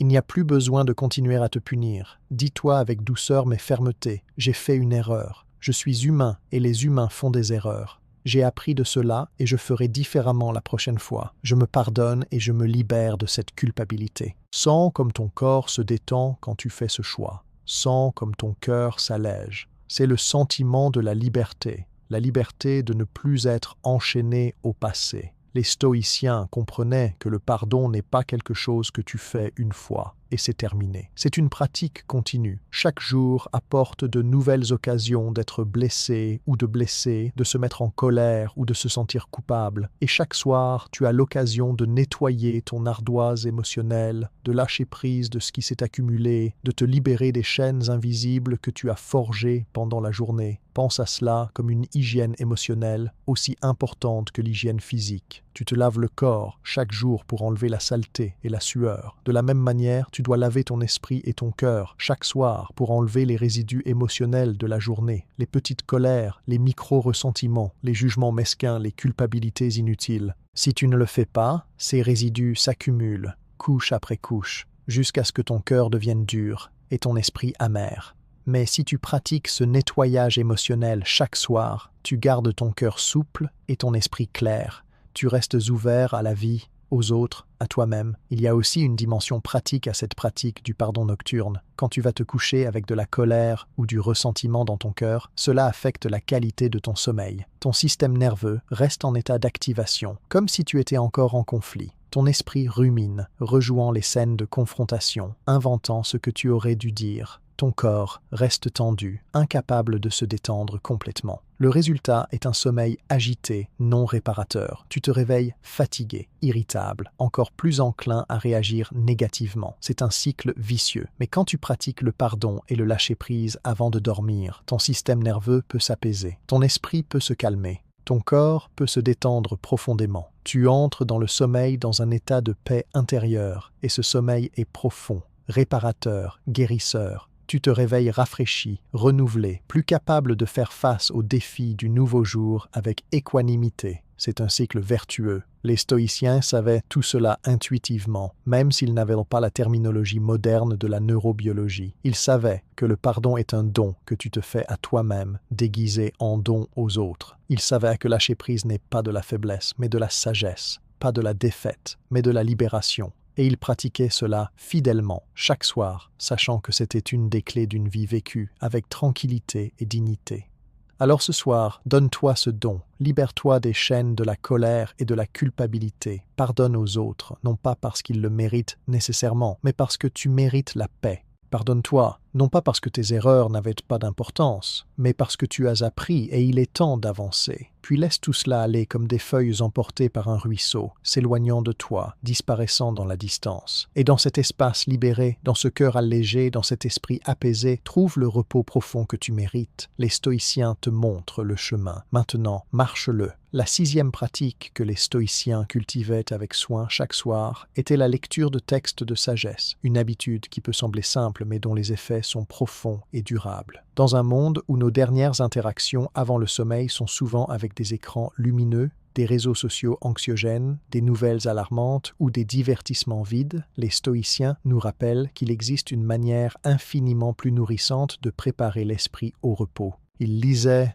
méditaient et contemplaient les paroles des sages qui les avaient précédés. Sénèque avait l'habitude de lire quelques passages d'un grand philosophe chaque soir avant de dormir. Il disait que c'était comme avoir un ami sage qui vient te visiter à la fin de la journée, qui te parle avec douceur et sagesse, qui remet les choses en perspective, qui te rappelle ce qui compte vraiment. Cette pratique servait plusieurs fonctions essentielles dans la vie d'un stoïcien. D'abord, elle déplaçait l'attention de l'esprit des préoccupations triviales et anxieuses vers des vérités plus profondes et apaisantes. Au lieu de s'endormir en pensant à tous les petits drames du jour, aux choses frustrantes qui s'étaient passées, aux inquiétudes pour demain, l'esprit s'endormait en contemplant la sagesse intemporelle, et ces dernières pensées, avant le sommeil, ont un pouvoir particulier. Elles sont comme des graines plantées dans le terreau fertile de l'inconscient. Pendant la nuit, alors que le mental conscient se repose, ces graines germent et grandissent dans les profondeurs de l'esprit. Tu te réveilles souvent avec une compréhension plus profonde, une perspective plus claire, une paix plus stable. Les textes que les stoïciens lisaient n'étaient pas des histoires de divertissement légères, c'étaient des méditations profondes sur la nature de la vie, sur la mortalité, sur la vertu, sur ce qui rend une vie digne d'être vécue. C'étaient les écrits d'Épictète sur la liberté intérieure, les méditations de Marc Aurèle sur l'acceptation et le devoir, les lettres de Sénèque sur la sagesse de vivre. Ces textes avaient le pouvoir de transformer la perspective, d'élever l'âme, de rappeler au lecteur sa nature la plus haute. Et cette élévation juste avant le sommeil créait un pont entre l'état de veille et l'état de sommeil, un pont fait de sagesse plutôt que d'anxiété. Imagine la différence entre s'endormir après avoir passé 1 heure à faire défiler des réseaux sociaux, à comparer ta vie à celle des autres, à absorber des nouvelles négatives, à stimuler ton système nerveux avec des contenus excitants ou provoquants. Ton esprit entre dans le sommeil agité, suractivé, fragmenté. Et imagine maintenant s'endormir après avoir lu pendant 15 minutes un texte qui te rappelle que tout ce qui t'arrive peut être transformé en croissance, que tu as en toi une force indestructible, que la vertu est plus importante que n'importe quelle circonstance externe, que tu fais partie d'un ordre naturel plus grand. Ton esprit entre dans le sommeil calme, centré, unifié. Quelle nuit sera la plus réparatrice? Quelle routine nourrira ton âme plutôt que de l'épuiser? Les stoïciens considéraient cette lecture nocturne comme une forme de nourriture pour l'âme, aussi essentielle que la nourriture pour le corps. Tu ne sauterais pas des repas pendant des jours sans t'attendre à devenir faible et malade. Pourtant, beaucoup d'entre nous laissent leur âme affamée, jour après jour, sans jamais lui donner la nourriture de la sagesse dont elle a besoin pour prospérer. Et puis, nous nous demandons pourquoi nous nous sentons vides, anxieux, perdus. Nous avons oublié de nourrir la partie la plus importante de nous-mêmes. Cette pratique de lecture nocturne était aussi une forme de communauté spirituelle pour les stoïciens. Même s'ils étaient physiquement seuls dans leur chambre, ils n'étaient pas seuls dans leur esprit. Ils étaient en conversation avec les plus grands esprits de l'histoire, avec Socrate et Héraclite, avec Zénon et Chrysippe, avec tous ceux qui avaient marché le chemin de la sagesse avant eux. Cette compagnie invisible les soutenait, les inspirait, les guidait. Ils se sentaient partie d'une lignée de chercheurs de sagesse qui s'étendait à travers les siècles. Et cette connexion donnait du sens et de la profondeur à leur vie. Tu peux créer la même chose pour toi-même. Chaque soir, au lieu de te perdre dans des distractions numériques, tu peux passer quelques minutes en compagnie des grands esprits. Tu peux lire quelques pages des pensées de Marc Aurèle, ou du manuel d'Épictète, ou des lettres à Lucilius de Sénèque. Tu peux lire des passages du Tao Te Ching, de la Bhagavad Gita, des œuvres de Lao Tse ou de Bouddha. Peu importe la tradition spécifique, ce qui compte c'est que tu nourrisses ton esprit avec quelque chose qui pointe vers la vérité, vers la sagesse, vers ce qui élève plutôt que ce qui dégrade. Ne te contente pas de lire vite, comme si tu essayais de terminer un livre. Lis lentement, méditativement, peut-être seulement un paragraphe ou même une seule phrase. Laisse les mots pénétrer. Réfléchis à leur signification. Demande-toi comment cette sagesse s'applique à ta vie, aux défis que tu affrontes, aux questions que tu te poses. Les stoïciens appelaient cela la rumination, non pas au sens négatif de ressasser des soucis, mais au sens positif de mâcher lentement une idée, de l'assimiler, de la digérer jusqu'à ce qu'elle devienne partie de toi. Une seule phrase vraiment comprise et intégrée peut transformer ta vie plus que 100 livres lus rapidement et oubliés. Par exemple, prends cette phrase d'Épictète. Ce ne sont pas les choses qui troublent les hommes, mais leur jugement sur les choses. Si tu lis cela rapidement, tu peux penser « oui, je sais ». Mais si tu t'arrêtes vraiment, si tu la médites, si tu te demandes comment cette vérité s'applique à ta journée d'aujourd'hui, alors elle peut révolutionner ta façon de voir le monde. Tu commences à remarquer comment, encore et encore, ce n'est pas ce qui t'arrive qui te contrarie, mais l'histoire que tu te racontes sur ce qui t'arrive. Et cette prise de conscience te donne un pouvoir immense, le pouvoir de changer ton histoire, de choisir une interprétation qui te sert plutôt qu'une qui te blesse. Une seule phrase, méditée profondément, peut devenir un principe de vie. Les stoïciens le savaient et c'est pourquoi ils revenaient encore et encore au même texte, au même passage. Ils ne cherchaient pas toujours quelque chose de nouveau. Ils cherchaient à approfondir leur compréhension de ce qu'ils avaient déjà lu, à l'intégrer plus profondément dans leur être, à le vivre plus pleinement dans leur quotidien. Cette pratique avait aussi un effet cumulatif remarquable. Jour après jour, année après année, de lire et méditer sur la sagesse, ton esprit se transformait progressivement. Des pensées qui te semblaient difficiles ou abstraites au début devenaient naturelles et évidentes. Des vertus que tu devais consciemment te rappeler de pratiquer devenaient des habitudes spontanées. Tu devenais littéralement ce que tu contemplais chaque soir. Si tu contemples la sagesse, tu deviens plus sage. Si tu contemples la vertu, tu deviens plus vertueux. Si tu contemples la paix intérieure, tu deviens plus paisible. C'est une loi de l'esprit aussi fiable que les lois de la physique. Ce sur quoi tu concentres ton attention croît dans ta conscience et finit par se manifester dans ta vie. Les stoïciens utilisaient consciemment cette loi pour se façonner eux-mêmes, pour devenir le type de personne qu'ils aspiraient à être. Ils ne laissaient pas leur caractère se former au hasard selon les influences aléatoires de leur environnement. Ils le sculptaient délibérément et leur outil principal était cette pratique quotidienne de lecture et de méditation sur la sagesse. Il y a aussi une dimension très pratique à cette pratique. Quand tu lis un texte de sagesse le soir, tu te donnes des outils mentaux pour gérer les défis du lendemain. Peut-être que tu lis sur la patience et le lendemain, quand quelqu'un t'irrite, cette lecture récente remonte à ta conscience et t'aide à répondre avec plus de calme. Peut-être que tu lis sur l'acceptation et le lendemain, quand quelque chose ne va pas comme tu le voulais, tu te souviens de ce que tu as lu et tu t'adaptes plus facilement. Ces textes deviennent comme une boîte à outils mentale que tu peux puiser selon les besoins de la situation. Et plus tu lis, plus cette boîte à outils s'enrichit. Alors ce soir, introduis cette pratique stoïcienne dans ta routine. Avant d'éteindre la lumière, prends un livre de sagesse. Pas un roman de fiction, pas un livre d'affaires, pas un magazine, mais quelque chose qui pointe vers la vérité profonde de l'existence humaine. Lis lentement quelques paragraphes ou pages. Laisse les mots résonner en toi. Choisis une phrase ou une idée qui te parle particulièrement et médite dessus. Comment cette sagesse s'applique-t-elle à ta vie? Comment pourrais-tu la vivre demain? Qu'est-ce qu'elle te révèle sur toi-même ou sur la nature de la réalité? Puis, ferme le livre doucement et éteins la lumière. Laisse cette sagesse être la dernière chose que tu contemples consciemment avant de glisser dans le sommeil. Laisse-la s'infiltrer dans ton inconscient pendant la nuit, faire son travail silencieux de transformation. Et quand tu te réveilleras demain matin, tu seras imperceptiblement mais réellement différent, un peu plus sage, un peu plus fort, un peu plus aligné avec ton moi le plus élevé. Fais cela chaque soir et dans un mois, dans un an, dans une décennie, tu regarderas en arrière et tu seras étonné de la personne que tu es devenue. Les stoïciens nous ont montré ce chemin il y a 2000 ans. Il est toujours là, attendant que tu le marches. Commence ce soir. La 7e pratique que les stoïciens observaient religieusement chaque soir était le détachement des désirs et des aversions, une discipline mentale qui peut sembler austère de l'extérieur, mais qui est en réalité profondément libératrice.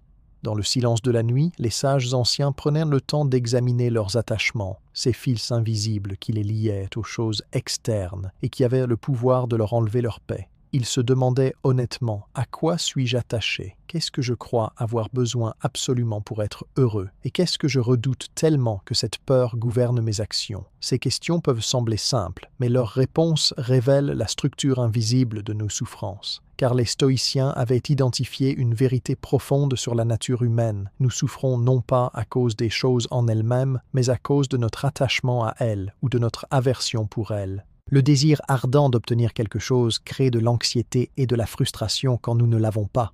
L'attachement à ce que nous avons crée de la peur de le perdre et de la douleur quand nous le perdons effectivement.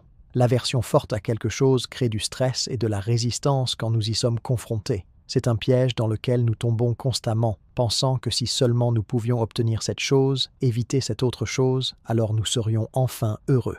Mais les stoïciens ont percé à jour cette illusion. Ils ont vu que le bonheur basé sur les conditions externes est fragile et éphémère, car les conditions externes changent constamment et sont largement hors de notre contrôle. La vraie liberté, enseignait-il, vient du détachement. Mais attention, le détachement stoïcien n'est pas l'indifférence froide. Ce n'est pas de ne rien vouloir, de ne rien apprécier, de ne rien aimer. C'est quelque chose de beaucoup plus subtil et raffiné. C'est la capacité d'apprécier les choses sans en dépendre pour ton bonheur. C'est la capacité d'aimer les gens sans s'accrocher à eux de manière possessive. C'est la capacité de poursuivre des objectifs sans que ton estime de toi dépende de leur réalisation. C'est la capacité d'avoir des préférences sans que ces préférences se transforment en exigences rigides que la réalité doit satisfaire. Pense à la différence entre tenir quelque chose dans ta main ouverte versus le tenir dans un poing serré. Quand ta main est ouverte, tu peux apprécier ce que tu tiens, mais tu es aussi prêt à le laisser partir si nécessaire. Quand ton poing est serré, tu t'accroches désespérément, créant de la tension dans tout ton corps, de la peur constante que ce que tu tiens puisse t'échapper. Le détachement, c'est vivre avec les mains ouvertes.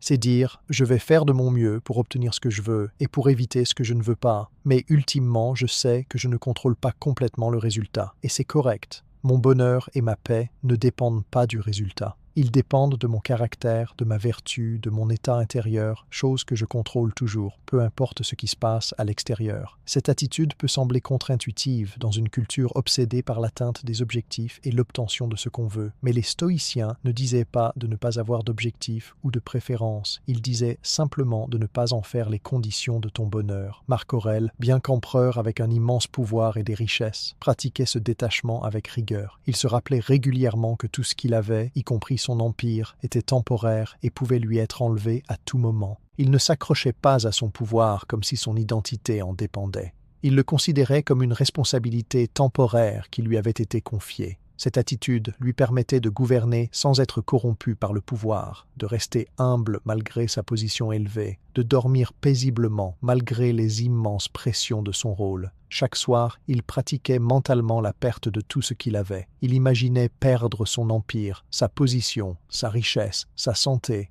même ses proches. Non pas parce qu'il souhaitait ces pertes, mais pour se préparer mentalement à leurs possibilités et pour s'entraîner à ne pas en dépendre pour sa paix intérieure. Cette pratique, appelée premeditatio malorum, était une forme avancée de détachement. En imaginant régulièrement le pire, il s'assurait que rien ne pourrait le prendre par surprise et détruire son équanimité. Il cultivait une paix qui ne dépendait de rien d'externe, une paix fondée uniquement sur son propre caractère et sa propre vertu. Cette paix était invulnérable.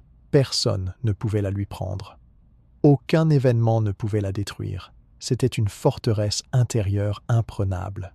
Et c'est exactement ce que les stoïciens cherchaient à construire en eux-mêmes. Cette pratique du détachement s'appliquait à toutes les sphères de la vie.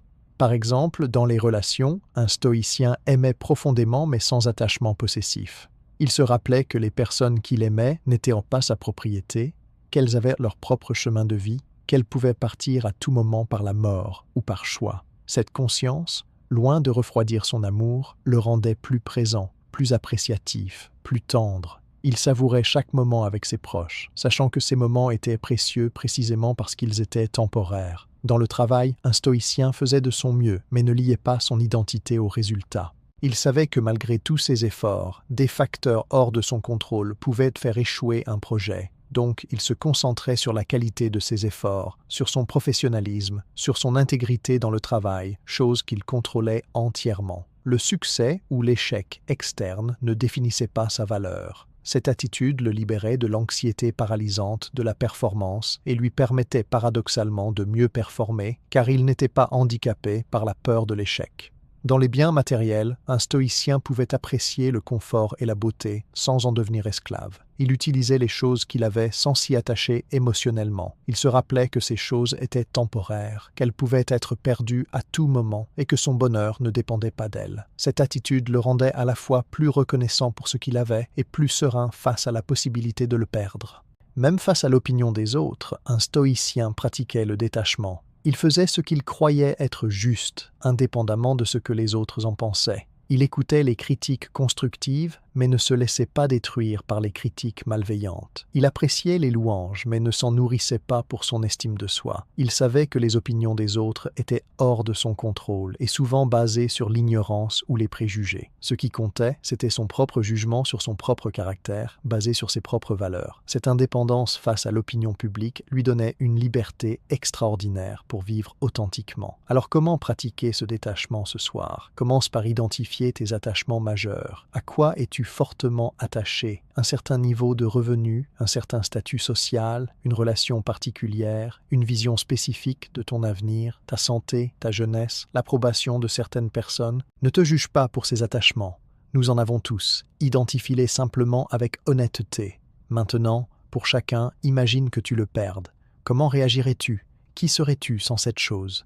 Pourrais-tu encore être en paix, encore trouver du sens, encore être une personne de valeur? La réponse stoïcienne est toujours oui, parce que ta vraie valeur ne réside dans aucune de ces choses externes. Elle réside dans ton caractère, dans ta capacité à être vertueux, et cela, personne ne peut te l'enlever, sauf toi-même. Alors, visualise-toi perdant ces choses, mais maintenant, ton intégrité, ta dignité, ton humanité. Visualise-toi trouvant encore des raisons de vivre, encore des façons de contribuer, encore de la beauté à apprécier. Cette visualisation n'est pas pour t'effrayer, mais pour te libérer. Elle te montre que tu es plus résilient que tu ne le penses, que ton bonheur n'a pas besoin d'être aussi fragile et dépendant des circonstances. Ensuite, pratique la gratitude pour ce que tu as maintenant, tout en sachant que c'est temporaire. Apprécie les gens dans ta vie, sachant que tu ne les auras pas toujours. Apprécie ta santé, sachant qu'elle déclinera un jour. Apprécie tes possessions, sachant qu'elles peuvent être perdues. Cette combinaison de gratitude et de détachement crée une qualité d'appréciation très spéciale, intense mais sans anxiété, joyeuse mais sans désespoir quand les choses changent. Puis, identifie un domaine où tu vas consciemment pratiquer le détachement demain. Peut-être un projet de travail où tu vas te concentrer sur faire de ton mieux sans t'attacher aux résultats spécifiques. Peut-être une interaction sociale où tu vas être authentique sans avoir besoin de l'approbation de l'autre. Peut-être une possession matérielle que tu vas utiliser avec légèreté, prêt à la perdre sans drame. Choisis un domaine et fais-en ton laboratoire de détachement pour demain. Remarque ce qui se passe quand tu lâches prise de ton besoin de contrôler le résultat. Tu pourrais découvrir qu'un poids se lève de tes épaules, que tu respires plus facilement, que tu te sens paradoxalement plus en contrôle parce que tu as arrêté d'essayer de contrôler l'incontrôlable. Les stoïciens pratiquaient ce détachement non pas une fois, mais constamment, jour après jour, situation après situation. C'était un entraînement progressif, une libération graduelle des chaînes que nous forgeons nous-mêmes avec nos attachements. Et au fil du temps, ils développaient une liberté intérieure remarquable, une paix qui ne dépendait de rien ni personne. Ils devenaient comme des montagnes solides qui restent immobiles, peu importe les tempêtes qui passent. Le monde extérieur changeait constamment, comme il le fait toujours, mais leur monde intérieur restait stable, centré, en paix. C'est le cadeau du détachement, et ce cadeau est disponible pour toi, en commençant ce soir. Alors que tu fermes les yeux, laisse aller tes attachements. Tiens les choses légèrement, aime profondément, mais sans possession. Vis pleinement, mais sans dépendance. Et dans cette attitude de détachement, trouve la paix la plus profonde que tu aies jamais connue. La 8e pratique nocturne des stoïciens était la contemplation de la nature et de l'ordre universel, une méditation qui connectait leur existence individuelle à quelque chose de beaucoup plus vaste et éternel. Dans l'obscurité calme de la nuit, les sages anciens dirigeaient leur conscience vers les cieux étoilés, vers les cycles naturels, vers la vaste intelligence qui orchestre tout l'univers. Cette pratique n'était pas simplement une observation astronomique ou une réflexion philosophique abstraite.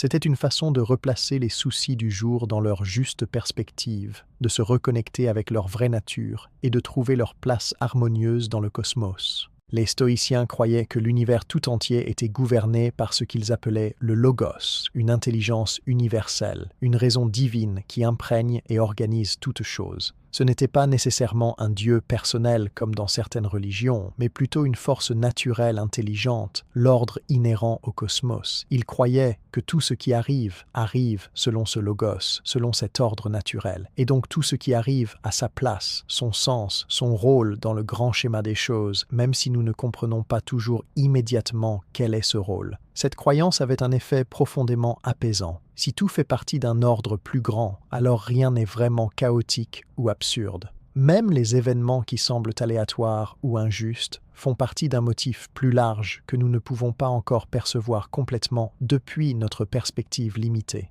Marc Aurèle écrivait souvent sur cette perspective cosmique. Il se rappelait que la Terre elle-même n'est qu'un petit point dans l'univers et que sa propre vie n'est qu'un bref instant dans le temps infini. De ce point de vue, les problèmes qui semblaient énormes pendant la journée apparaissaient soudainement minuscules et insignifiants. Cette personne qui l'avait contrarié, un être humain éphémère sur une planète minuscule dans un univers vaste, cette opportunité manquée qui l'avait déçu, un événement trivial dans l'histoire infinie du cosmos. Ce n'était pas pour minimiser cyniquement ces expériences, mais pour les voir dans leur juste proportion. Oui, ces choses avaient de l'importance dans le contexte de sa vie humaine, mais non, elles n'étaient pas des tragédies cosmiques qui méritaient de lui voler sa paix. Cette perspective l'aidait à maintenir son équanimité même face aux difficultés qui auraient bouleversé quelqu'un sans cette vision élargie. Mais la contemplation cosmique des stoïciens n'était pas seulement pour relativiser leurs problèmes, c'était aussi pour se sentir connectés, partie intégrante de quelque chose de plus grand qu'eux-mêmes. Dans notre époque moderne, beaucoup de gens souffrent d'un sentiment d'isolement, de séparation, de déconnexion. Nous nous sentons comme des individus atomisés, seuls dans notre lutte, sans relation significative avec le monde naturel ou avec l'humanité dans son ensemble. Les stoïciens ne ressentaient pas cette séparation parce qu'ils cultivaient activement un sentiment d'appartenance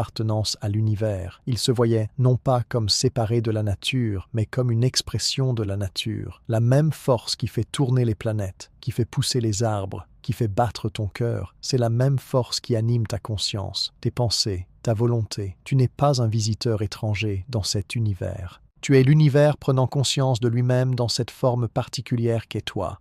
Cette réalisation peut être profondément émouvante et libératrice. Quand tu comprends vraiment que tu es fait de poussière d'étoiles, que les atomes de ton corps ont été forgés dans le cœur d'étoiles anciennes, que tu es littéralement le cosmos, explorant sa propre nature à travers tes yeux, alors un sentiment de respect admiratif et de connexion profonde émerge. Tu n'es plus seul, tu ne l'as jamais été. Tu as toujours été intimement tissé dans la fabrique même de l'existence. Les stoïciens se rappelaient aussi que, comme toutes les choses naturelles, ils faisaient partie d'un cycle. Les saisons changent. Les plantes naissent, grandissent, se fanent et meurent, puis nourrissent de nouvelles plantes. Les étoiles naissent dans des nuages de gaz, brillent pendant des milliards d'années, puis meurent dans des explosions spectaculaires qui créent les éléments pour de nouvelles étoiles et de nouvelles planètes. Ainsi va le cycle de toute existence. Et toi aussi, tu fais partie de ce cycle. Tu es né, tu grandiras, tu vieilliras et tu mourras. Et c'est parfaitement naturel. Ce n'est pas une tragédie ou une erreur. C'est simplement la façon dont fonctionnent les choses dans cet univers. Résister à ce cycle, vouloir que tu sois l'exception, que tu ne changes pas, que tu ne meurs pas, c'est vouloir être séparé de la nature elle-même. C'est se battre contre la réalité fondamentale. Et cette bataille ne peut mener qu'à la souffrance. Mais accepter ce cycle, embrasser ta place en lui, reconnaître que tu fais partie du flux éternel de la vie et de la mort, cela apporte une paix profonde. Cela te permet de vivre pleinement pendant que tu es en vie, sans la constante angoisse de la mort qui hante ceux qui résistent à leur propre nature mortelle. Les stoïciens passaient aussi du temps à observer et méditer sur les régularités de la nature, les cycles prévisibles qui se répètent encore et encore. Le soleil se lève chaque matin, peu importe les drames humains de la veille. La lune passe par ses phases selon un calendrier précis. Les marées montent et descendent, les saisons tournent. Dans toute cette régularité, il y a quelque chose d'extrêmement rassurant. Peu importe ce qui se passe dans ta vie personnelle, peu importe les chaos apparents dans les affaires humaines, la nature continue son cours ordonné. Il y a une stabilité fondamentale dans l'univers, un ordre qui persiste sous le désordre superficiel. Les stoïciens trouvaient du réconfort dans cette constance. Cela leur rappelait que même si leur propre vie était pleine d'incertitudes et de changements imprévisibles, il y avait quelque chose de stable et de fiable dans l'existence elle-même, et ils cherchaient à aligner leur caractère intérieur avec cette stabilité naturelle. Ils voulaient développer en eux-mêmes la même constance que le soleil qui se lève chaque jour, la même fiabilité que les étoiles qui marquent le ciel nocturne. Peu importe les circonstances externes, leur caractère devait rester stable, leur vertu devait rester intacte, leur engagement envers ce qui est juste devait rester inébranlable. Cette nuit, et c'est cette pratique stoïcienne de contemplation cosmique. Si tu le peux, va dehors et regarde le ciel nocturne. Si ce n'est pas possible, imagine-le dans ton esprit. Regarde les étoiles, ces soleils lointains dont certains n'existent peut-être même plus, leur lumière voyageant vers nous depuis des millénaires. Pense à la vastitude de l'espace, des milliards de galaxies, chacune contenant des milliards d'étoiles. Pense à l'âge de l'univers, presque 14 milliards d'années. Pense à la Terre, une planète minuscule dans un système solaire banal dans les banlieues d'une galaxie ordinaire. Maintenant, replace-toi dans cette immensité. Toi, avec tes soucis du jour, tes inquiétudes pour demain, tes drames personnels, vois comme ils sont petits dans cette perspective. Pas insignifiants, mais certainement pas dignes de te voler ta paix intérieure. Cette personne qui t'a contrarié aujourd'hui, dans 100 ans, vous serez tous deux morts et presque oubliés. Dans 1000 ans, il ne restera presque aucune trace de votre passage. Dans 1 million d'années, l'humanité elle-même aura peut-être disparu ou évolué vers quelque chose de méconnaissable. Et pourtant, les étoiles brilleront toujours. Les lois physiques opéreront toujours. L'univers continuera sa danse cosmique. Cette perspective n'est pas pour te faire sentir insignifiant ou déprimé, c'est pour te libérer de la tyrannie de l'urgence artificielle, de l'illusion que tes petits drames sont des tragédies cosmiques. Ils ne le sont pas. Et c'est une bonne nouvelle, car cela signifie que tu peux les lâcher, que tu peux te détendre, que tu peux dormir en paix. Maintenant, change de perspective. Au lieu de te sentir petit et insignifiant, réalise que tu es une partie précieuse de cet univers. Tu es la façon dont l'univers se connaît lui-même. Tu es un point de conscience à travers lequel le cosmos s'éveille et se contemple. Les mêmes lois qui gouvernent les galaxies gouvernent les atomes de ton corps. La même énergie qui alimente les étoiles alimente tes pensées. Tu n'es pas séparé de tout cela. Tu es une expression unique et irremplaçable de tout cela. Et pendant le bref instant de ton existence, tu as l'opportunité d'incarner quelque chose de beau, la vertu, l'amour, la sagesse, la gentillesse. C'est ton rôle dans la grande pièce cosmique, non pas de comprendre tout le scénario, ce qui est impossible depuis ta perspective limitée, mais de jouer ton rôle du mieux que tu peux, avec intégrité, avec grâce, avec courage. Pense aussi aux cycles naturels et à ta place en eux. Ton corps suit des cycles, le sommeil et l'éveil, la faim et la satiété, l'énergie et la fatigue. Ta vie suit des cycles, l'enfance, l'âge adulte, la vieillesse. L'année suit des cycles, les saisons qui se succèdent. Tout est en flux constant, rien ne reste identique, et c'est parfaitement bien. En fait, c'est magnifique, c'est la danse de l'existence. Tu n'as pas besoin de t'accrocher désespérément à chaque moment, essayant de le figer. Tu peux te détendre dans le flux, confiant que même si cette phase passe, une nouvelle viendra. Si tu traverses une période difficile, rappelle-toi, l'hiver ne dure pas éternellement, le printemps vient toujours. Si tu traverses une période merveilleuse, apprécie-la pleinement, mais sans t'y accrocher avec tant de force que tu ne puisses pas la laisser partir quand son temps sera venu. Tout passe, tout évolue, et dans cette impermanence même se trouve une beauté poignante. Les stoïciens méditaient aussi sur l'interconnexion de toutes choses. Ils reconnaissaient que rien n'existe isolément. Tout est relié à tout le reste dans un réseau complexe de causes et d'effets. Ton existence dépend de millions de facteurs. Le soleil qui réchauffe la terre, l'oxygène produit par les plantes, la nourriture cultivée par d'autres, les technologies inventées par des générations de penseurs, l'amour de tes parents qui t'ont donné la vie. Tu es le produit de toute l'histoire qui t'a précédé, et tes actions, aussi petites qu'elles puissent sembler, se répercutent dans ce réseau, affectant d'autres personnes et événements de manière que tu ne peux pas entièrement prévoir. Cette interconnexion signifie que tu as une responsabilité envers le tout. Tu n'es pas juste un individu isolé qui peut faire ce qu'il veut sans conséquence. Tu es un nœud dans un réseau, et la qualité de ta présence affecte la qualité du réseau entier. Quand tu agis avec vertu, tu élèves tout le réseau. Quand tu agis avec vice, tu le dégrades. Cette responsabilité peut sembler lourde, mais les stoïciens la trouvaient inspirante. Cela donnait du sens à leur existence. Même si leur vie était brève et leur influence limitée, ils contribuaient quand même au tout, et cette contribution comptait. Alors que tu te prépares à dormir ce soir, laisse ces pensées cosmiques apaiser ton esprit. Tu es une vague dans l'océan infini de l'existence. Ta vague se formera, atteindra son pic, puis se fondra à nouveau dans l'océan. Et c'est parfait. Pendant que ta vague existe, elle est unique et belle. Puis elle retourne à sa source, et d'autres vagues se forment. Ainsi va le cycle éternel. Tu n'as pas besoin de t'inquiéter. Tu n'as pas besoin de résister. Tu dois simplement être la meilleure vague que tu puisses être, puis te fondre à nouveau avec grâce quand ton temps viendra. Dans cette perspective cosmique, Trouve la paix profonde que les stoïciens ont trouvée. Une paix qui ne dépend pas de tes circonstances personnelles, mais de ta connexion avec quelque chose de bien plus vaste et éternel. Ferme les yeux maintenant. Sens-toi flotter dans l'univers, porté par des forces bien plus grandes que toi, et pourtant partie intégrante de ces forces. Abandonne-toi au flux cosmique, fais confiance à l'ordre universel, et dors dans la paix profonde de savoir que tu es exactement où tu dois être, faisant partie de quelque chose de magnifique et mystérieux qui dépasse toute compréhension. La 9e pratique que les stoïciens cultivaient assidûment chaque soir était le nettoyage mental des soucis, une hygiène de l'esprit aussi importante que l'hygiène du corps. Dans un monde qui n'arrête jamais de nous bombarder de stimuli, d'informations, de demandes et de préoccupations, notre esprit accumule tout au long de la journée une multitude de pensées parasites, de soucis non résolus, de tensions mentales qui s'accrochent à nous comme de la poussière.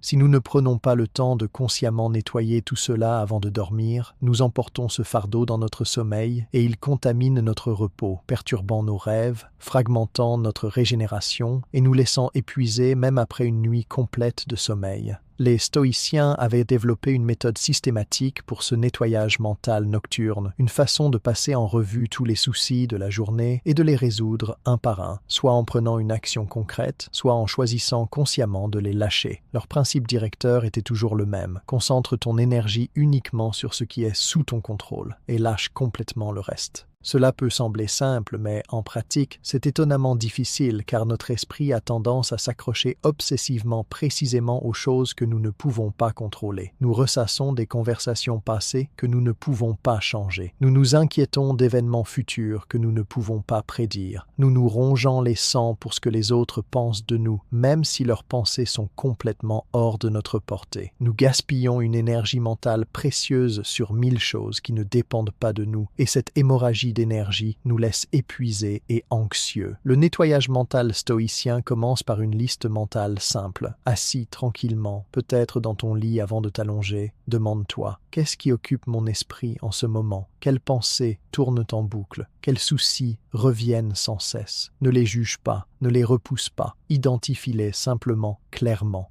Peut-être es-tu inquiet pour une échéance de travail demain. Peut-être ressasses-tu une conversation difficile que tu as eue aujourd'hui. Peut-être te soucies-tu de ta santé ou de tes finances ou d'une relation. Peut-être es-tu préoccupé par les événements mondiaux, les nouvelles que tu as lues, l'état du monde. Identifie chaque préoccupation clairement. Donne-lui un nom. Fais-en une liste mentale. Maintenant, prends chaque souci un par un et pose cette question cruciale. Est-ce que cela dépend de moi? Est-ce sous mon contrôle direct? Sois honnête et précis dans ta réponse. Par exemple, tu ne contrôles pas si tu obtiens une promotion au travail, car cette décision dépend d'autres personnes et de nombreux facteurs externes. Mais tu contrôles la qualité de ton travail, ton professionnalisme, ton attitude. Tu ne contrôles pas si quelqu'un t'aime ou t'approuve, mais tu contrôles comment tu traites cette personne, si tu es authentique, si tu communiques clairement. Tu ne contrôles pas si tu tomberas malade, mais tu contrôles tes habitudes de santé, ton alimentation, ton exercice, ton sommeil. Tu ne contrôles pas l'état du monde, mais tu contrôles tes propres actions, ta contribution, comment tu traites les gens autour de toi. Fais cette distinction claire pour chaque souci sur ta liste. C'est l'exercice le plus important de tout le processus de nettoyage mental. Une fois que tu as identifié ce qui est sous ton contrôle et ce qui ne l'est pas, tu peux procéder au nettoyage proprement dit. Pour les choses qui sont sous ton contrôle, demande-toi: y a-t-il une action que je peux prendre maintenant ou demain? Si oui, décide de cette action. Peut-être écrire quelque chose, planifier quelque chose, avoir une conversation. Prends une décision claire sur ce que tu vas faire. Une fois que tu as pris cette décision, tu peux lâcher le souci. Tu as un plan d'action. Tu feras ce qui doit être fait au moment approprié.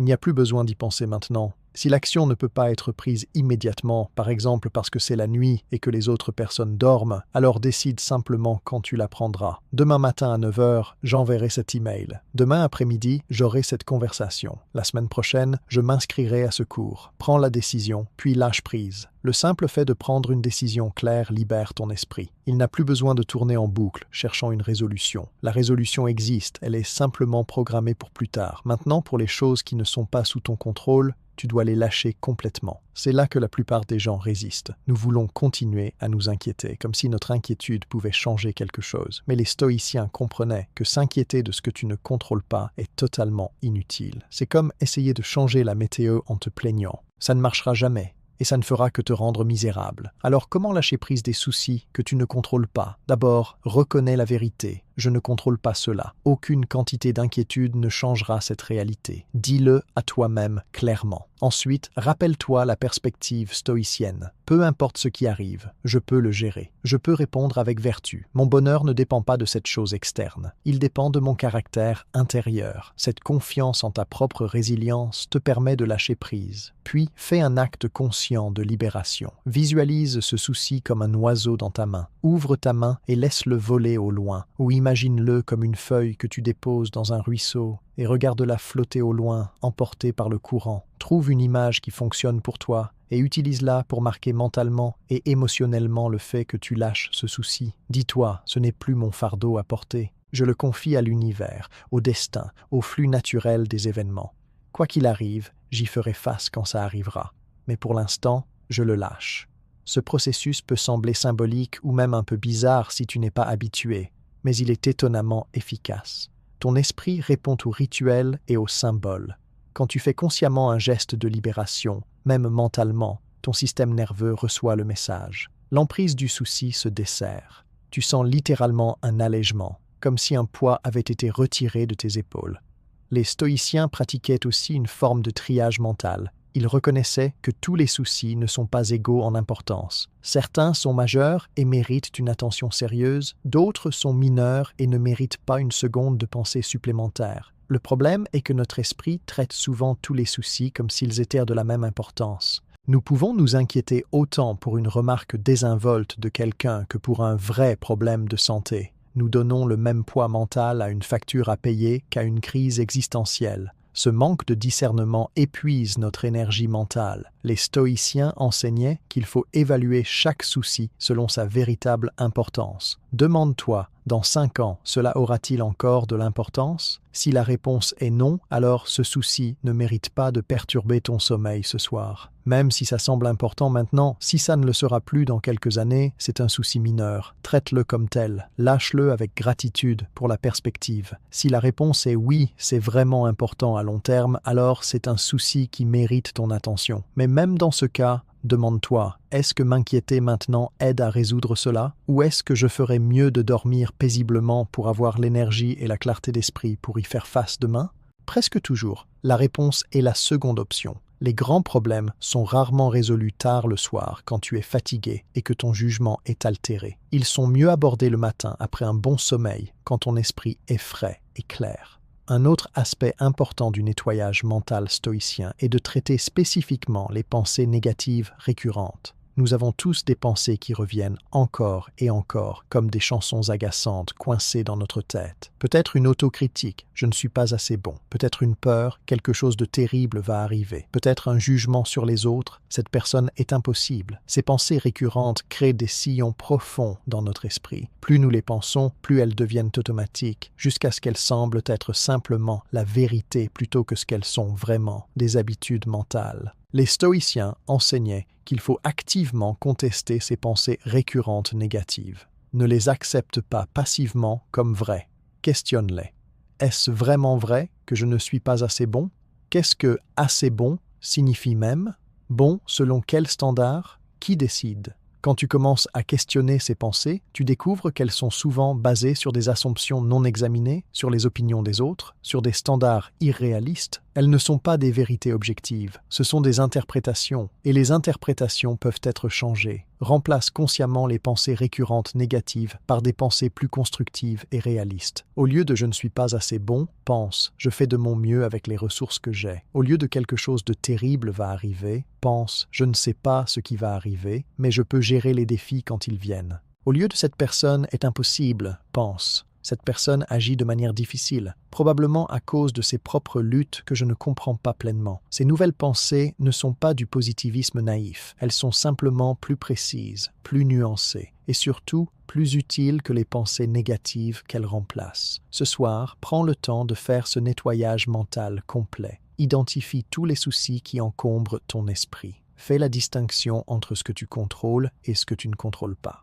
Pour ce que tu contrôles, décide d'une action ou d'un plan. Pour ce que tu ne contrôles pas, lâche prise consciemment. Évalue l'importance réelle de chaque souci dans la grande perspective et identifie et conteste toute pensée négative récurrente. Ce processus peut prendre 15 à 20 minutes la première fois que tu le fais, surtout si tu as accumulé beaucoup de soucis non résolus. Mais avec la pratique, il deviendra plus rapide et plus naturel. Et l'effet sur la qualité de ton sommeil sera immédiat et remarquable. Quand ton esprit est propre, débarrassé de tous ces soucis parasites, il peut enfin se reposer véritablement. Ton sommeil devient plus profond, plus paisible, plus réparateur. Tu te réveilles avec une clarté mentale que tu n'as peut-être pas ressentie depuis des années. Et pendant la journée, tu as plus d'énergie mentale disponible pour ce qui compte vraiment, parce que tu ne gaspilles plus cette énergie sur des soucis inutiles. Les stoïciens comprenaient que l'esprit, comme le corps, a besoin d'être nettoyé régulièrement. Si tu ne nettoies pas ton corps, tu deviens sale et malade. Si tu ne nettoies pas ton esprit, tu deviens anxieux et épuisé. Cette pratique nocturne de nettoyage mental est ta douche mentale quotidienne. Ne la saute pas. Elle est aussi essentielle à ton bien-être que n'importe quelle habitude physique. Alors ce soir, nettoie ton esprit avec soin et attention. Libère tous les soucis inutiles. Et entre dans le sommeil avec un esprit clair, léger et en paix. La 10e pratique que les stoïciens intégraient religieusement dans leurs soirées était l'affirmation de leurs principes fondamentaux, un moment sacré où ils renouvelaient consciemment leur engagement envers les valeurs qui guidaient leur vie. Dans le silence de la nuit, avant de se livrer au sommeil, ils récitaient mentalement ou à voix basse les vérités centrales de leur philosophie, non pas comme une récitation mécanique, mais comme une reconnexion vivante avec ce qui donnait sens et direction à leur existence.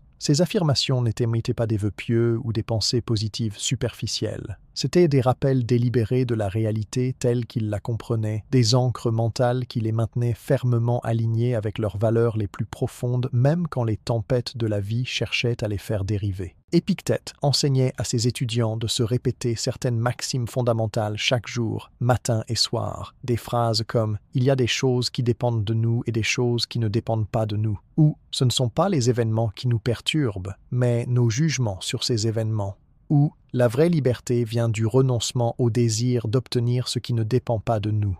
Ces phrases, répétées régulièrement, devenaient plus que des mots. Elles devenaient des principes opérationnels intégrés dans le tissu même de l'esprit. Elles surgissaient automatiquement dans les moments de défi, offrant guidance et stabilité précisément quand c'était le plus nécessaire. Marc Aurèle utilisait ses méditations nocturnes pour se rappeler ses principes directeurs. Il s'écrivait à lui-même des rappels comme « Tu as le pouvoir sur ton esprit, pas sur les événements extérieurs. Réalise cela et tu trouveras la force. » Ou « La qualité de ta vie dépend de la qualité de tes pensées. » Ou « L'obstacle dans le chemin devient le chemin. » Il ne récitait pas ces principes machinalement. Il les méditait, les contemplait, les appliquait aux défis spécifiques qu'il avait rencontrés ce jour-là. Il se demandait « Ai-je vécu selon ces principes aujourd'hui ? Où ai-je réussi ? Où ai-je échoué ? Comment puis-je mieux incarner ces vérités demain ?» Cette affirmation active de ses principes le maintenait aligné avec son moi le plus élevé. Elle l'empêchait de dériver progressivement vers des comportements ou des attitudes qui contredisaient ses valeurs fondamentales. C'était comme vérifier régulièrement une boussole pour s'assurer qu'on est toujours orienté dans la bonne direction. Pourquoi cette pratique était-elle si importante pour les stoïciens ? Parce qu'ils comprenaient quelque chose de profond sur la nature humaine. Nous oublions. Nous pouvons connaître quelque chose intellectuellement, mais dans le feu de l'action, dans le stress du moment, dans la fatigue de la journée, nous oublions ce que nous savons. Nous réagissons selon nos habitudes anciennes plutôt que selon notre sagesse nouvelle. Nous perdons de vue nos valeurs les plus importantes et nous nous laissons emporter par les préoccupations triviales du moment. Cette amnésie spirituelle est l'un des plus grands obstacles à vivre une vie de vertu et de sagesse. L'affirmation régulière de nos principes combat cette amnésie. Elle grave nos valeurs plus profondément dans notre esprit. Elle crée des chemins neuronaux qui rendent ces principes plus accessibles, plus automatiques. Elle transforme la philosophie abstraite en sagesse vivante, opérationnelle. Les stoïciens savaient qu'il ne suffisait pas de lire ou d'entendre une vérité une fois. Il fallait la répéter, la méditer, la vivre encore et encore, jusqu'à ce qu'elle devienne partie intégrante de qui tu es. Alors, quels principes devrais-tu affirmer ce soir ? Cela dépend de tes propres valeurs et de ta propre philosophie de vie, mais laisse-moi te suggérer quelques principes stoïciens centraux que tu pourrais considérer. Premier principe, je contrôle mes pensées, mes jugements et mes actions. Je ne contrôle pas les événements externes, les actions des autres ou le passé. Par conséquent, je concentrerai mon énergie sur ce que je contrôle et lâcherai ce que je ne contrôle pas. Prends un moment pour laisser ce principe s'installer. Sens comme il te libère de la lutte impossible de contrôler l'incontrôlable. Sens comme il te rend responsable de ta propre vie intérieure tout en te libérant de la responsabilité impossible pour tout ce qui est externe. Deuxième principe, ma valeur en tant que personne ne dépend pas de mes circonstances externes, de mes succès ou échecs, de l'opinion des autres ou de mes possessions. Ma valeur dépend uniquement de mon caractère, de ma capacité à vivre avec vertu, avec intégrité, avec sagesse. Ce principe te protège de la montagne russe émotionnelle de chercher ta valeur dans les choses externes qui changent constamment. Il te donne une base stable d'estime de soi qui ne peut pas être ébranlée par les vicissitudes de la fortune. Troisième principe, tout ce qui m'arrive, même les difficultés et les souffrances, peut être utilisé pour ma croissance et mon développement. Il n'y a pas d'événements purement négatifs, seulement des opportunités déguisées d'apprendre, de pratiquer la vertu, de devenir plus fort. Ce principe transforme ta relation avec l'adversité. Au lieu de la fuir ou de la maudire, tu peux l'accueillir comme un professeur sévère mais précieux. Quatrième principe, je suis mortel. Ma vie est limitée et précieuse. Par conséquent, je ne gaspillerai pas mon temps sur des choses triviales. Je vivrai avec intention, présence et gratitude. Ce principe combat la procrastination et la complaisance. Il t'inspire à vivre pleinement et authentiquement pendant que tu en as encore l'occasion. Cinquième principe, je suis partie d'une humanité commune. Les autres personnes ne sont ni mes ennemis ni des obstacles, mais mes compagnons de voyage. Je les traiterai avec respect, compassion et patience, même quand ils sont difficiles, car ils agissent selon leur propre compréhension de ce qui est bon, tout comme moi.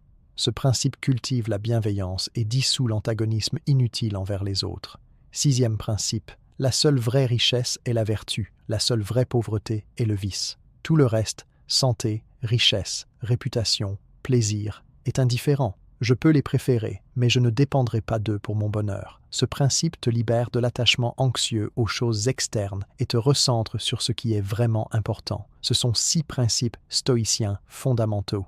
Tu peux les utiliser tels quels, les adapter ou créer tes propres principes basés sur tes propres valeurs les plus profondes. L'important n'est pas quelle formulation spécifique tu utilises, mais que tu aies des principes clairs qui guident ta vie et que tu les affirmes régulièrement. Maintenant, comment pratiquer cette affirmation ce soir? Ce n'est pas compliqué. Une fois que tu es au lit, prêt à dormir, prends 5 à 10 minutes pour passer en revue tes principes. Tu peux les réciter mentalement, les murmurer à voix basse ou même les écrire dans un journal si c'est ton style. Ne te contente pas de les réciter mécaniquement. Réfléchis à chacun. Demande-toi comment ce principe s'est manifesté ou aurait pu se manifester dans ta journée d'aujourd'hui. Par exemple, si tu affirmes le principe « je contrôle mes pensées, mais pas les événements externes », pense à un moment aujourd'hui où tu as essayé de contrôler quelque chose d'externe et as ressenti de la frustration.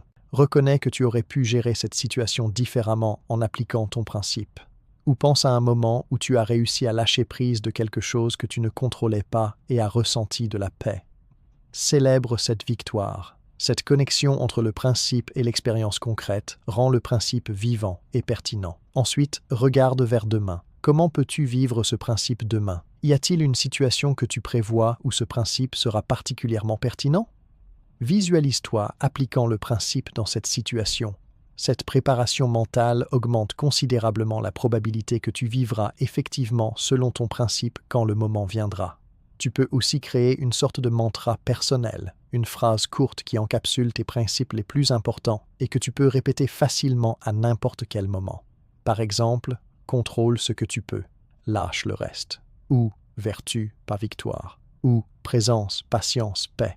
Trouve quelque chose qui résonne avec toi, qui capture l'essence de ta philosophie de vie en quelques mots mémorables. Puis répète ce mantra plusieurs fois avant de dormir, laissant son message s'infiltrer dans ton inconscient. Certains stoïciens trouvaient utile d'avoir leurs principes écrits quelque part près de leur lit, peut-être dans un journal ou sur un morceau de papier, ou même gravés sur une plaque. Ainsi, ils pouvaient les relire chaque soir sans avoir à se fier uniquement à leur mémoire. Si ta mémoire est fiable, ce n'est pas nécessaire. Mais si tu trouves que tu oublies régulièrement tes principes, avoir une référence écrite peut être très utile. L'affirmation des principes est aussi un excellent moment pour renouveler ton engagement envers ta propre croissance. Tu peux te dire quelque chose comme « Je m'engage à vivre selon ces principes du mieux que je peux. Je sais que je ne serai pas parfait, je ferai des erreurs. Mais je m'engage à continuer à essayer, à apprendre de mes erreurs et à m'améliorer progressivement. Ce genre de recommittement régulier maintient ton intention claire et forte. Il transforme ta philosophie de vie d'un ensemble d'idées abstraites en un chemin actif que tu marches consciemment chaque jour. Les stoïciens comprenaient que la philosophie n'est pas quelque chose que tu étudies seulement intellectuellement. C'est quelque chose que tu vis, que tu pratiques, que tu incarnes. Et cette incarnation commence par l'affirmation claire et régulière de tes principes directeurs. Une dernière chose sur cette pratique. Il peut être tentant de choisir beaucoup de principes, de créer une longue liste de valeurs et de maximes. Résiste à cette tentation. Il vaut mieux avoir 5 à 10 principes que tu affirmes régulièrement et que tu comprends profondément, que 50 principes que tu survoles superficiellement. La profondeur compte plus que la largeur. Choisis les principes qui sont vraiment centraux pour toi, ceux qui adressent tes défis personnels spécifiques, ceux qui capturent l'essence de la personne que tu aspires à devenir. Puis plonge profondément dans ceux-là, médite-les, vis-les, laisse-les te transformer. Au fil du temps, tu pourrais constater que certains principes deviennent si intégrés qu'ils ne nécessitent plus d'affirmation consciente. Ils sont simplement devenus qui tu es. Quand cela arrive, c'est une victoire magnifique. Cela signifie que la philosophie est passée de la tête au cœur, de la théorie à la réalité vécue. À ce moment-là, tu peux peut-être retirer ce principe de ta liste d'affirmations régulières et en ajouter un nouveau sur lequel tu veux travailler. Ainsi, ta pratique évolue avec toi, toujours ciblant les domaines où tu as le plus besoin de croissance et de rappel. Ce soir, alors que tu t'allonges dans ton lit, prends ce temps sacré pour affirmer tes principes. Rappelle-toi qui tu veux être. Reconnecte-toi avec tes valeurs les plus profondes. Renouvelle ton engagement envers ton plus haut moi et laisse ces principes être les dernières pensées conscientes qui habitent ton esprit avant que tu glisses dans le sommeil. Ils feront leur travail silencieux dans ton inconscient pendant la nuit, renforçant les chemins neuronaux de la sagesse, tissant ces vérités plus profondément dans le tissu de ton être. Et demain, quand tu t'éveilleras, tu seras un peu plus aligné, un peu plus fort, un peu plus capable de vivre la vie que tu sais vraiment vouloir vivre. La 11e et 12e pratique que les stoïciens accomplissaient chaque soir étaient intimement liées, formant l'ultime préparation de l'esprit et du corps pour un sommeil véritablement réparateur et un réveil dans la force. Ces deux pratiques étaient la respiration consciente et la relaxation progressive du corps, suivie de la visualisation du réveil idéal. Dans les derniers moments, avant de se laisser aller au sommeil, les sages stoïciens ne se contentaient pas simplement de fermer les yeux et d'attendre que le sommeil vienne. Ils préparaient activement leur corps et leur esprit à entrer dans un état de repos profond. Puis ils plantaient une graine d'intention pour le réveil du lendemain. Commençons par la respiration consciente et la relaxation corporelle, la 11e pratique. Les stoïciens comprenaient ce que la science moderne a confirmé, que l'esprit et le corps sont intimement connectés et que tu ne peux pas vraiment calmer l'un sans calmer l'autre. Tu peux avoir les pensées les plus sereines du monde, mais si ton corps est tendu, contracté, en mode de stress, ton esprit ne pourra pas complètement se détendre. Et inversement, tu peux essayer de forcer ton corps à se détendre. Mais si ton esprit est agité, plein de pensées anxieuses, ton corps maintiendra sa tension. La solution est d'adresser les deux simultanément en utilisant la respiration comme pont entre l'esprit et le corps. La respiration est unique en ce sens qu'elle est à la fois automatique et volontaire. Ton corps respire automatiquement toute la journée sans que tu y penses. Mais tu peux aussi prendre le contrôle conscient de ta respiration à tout moment. Cette double nature fait de la respiration l'outil parfait pour calmer à la fois l'esprit et le corps. Voici comment les stoïciens utilisaient la respiration pour préparer le sommeil. Une fois allongé confortablement dans ton lit, ferme doucement les yeux. Porte ton attention sur ta respiration, sans essayer de la changer immédiatement, juste en l'observant. Remarque le rythme naturel de ton inspiration et de ton expiration. Remarque où tu sens le plus la respiration. Est-ce dans ta poitrine, dans ton ventre, dans tes narines? Ne juge rien, observe simplement avec curiosité douce.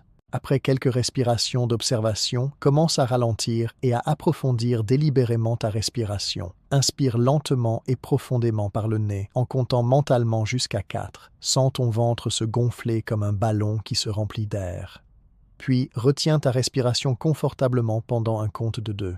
Puis, expire lentement et complètement par la bouche ou le nez, en comptant jusqu'à 6, encore plus lentement que l'inspiration. Sens ton ventre s'aplatir comme le ballon qui se vide. Fais une petite pause après l'expiration, un compte de 2, puis recommence. Inspire 4, retiens 2, expire 6, pause 2. Continue ce cycle de respiration pendant plusieurs minutes. Si ton esprit vagabonde, et il le fera, ramène simplement ton attention à la respiration. Le compte t'aide à rester concentré. Pas besoin d'être parfait ou rigide avec les comptes. L'important est simplement que ton expiration soit plus longue que ton inspiration. Cette expiration prolongée active ton système nerveux parasympathique, ton système de repos et de digestion, le contraire de ton système de stress. C'est une technique physiologique pour signaler à ton corps qu'il est en sécurité, qu'il peut se détendre, qu'il est temps de se reposer. Pendant que tu continues cette respiration profonde et lente, commence à scanner ton corps mentalement pour identifier les zones de tension. Commence par ton visage. Ta mâchoire est-elle serrée? Ton front est-il plissé? Tes yeux sont-ils contractés sous tes paupières fermées? Consciemment, détends chaque muscle du visage. Laisse ta mâchoire s'entr'ouvrir légèrement. Lisse ton front. Laisse tes yeux se reposer doucement dans leurs orbites.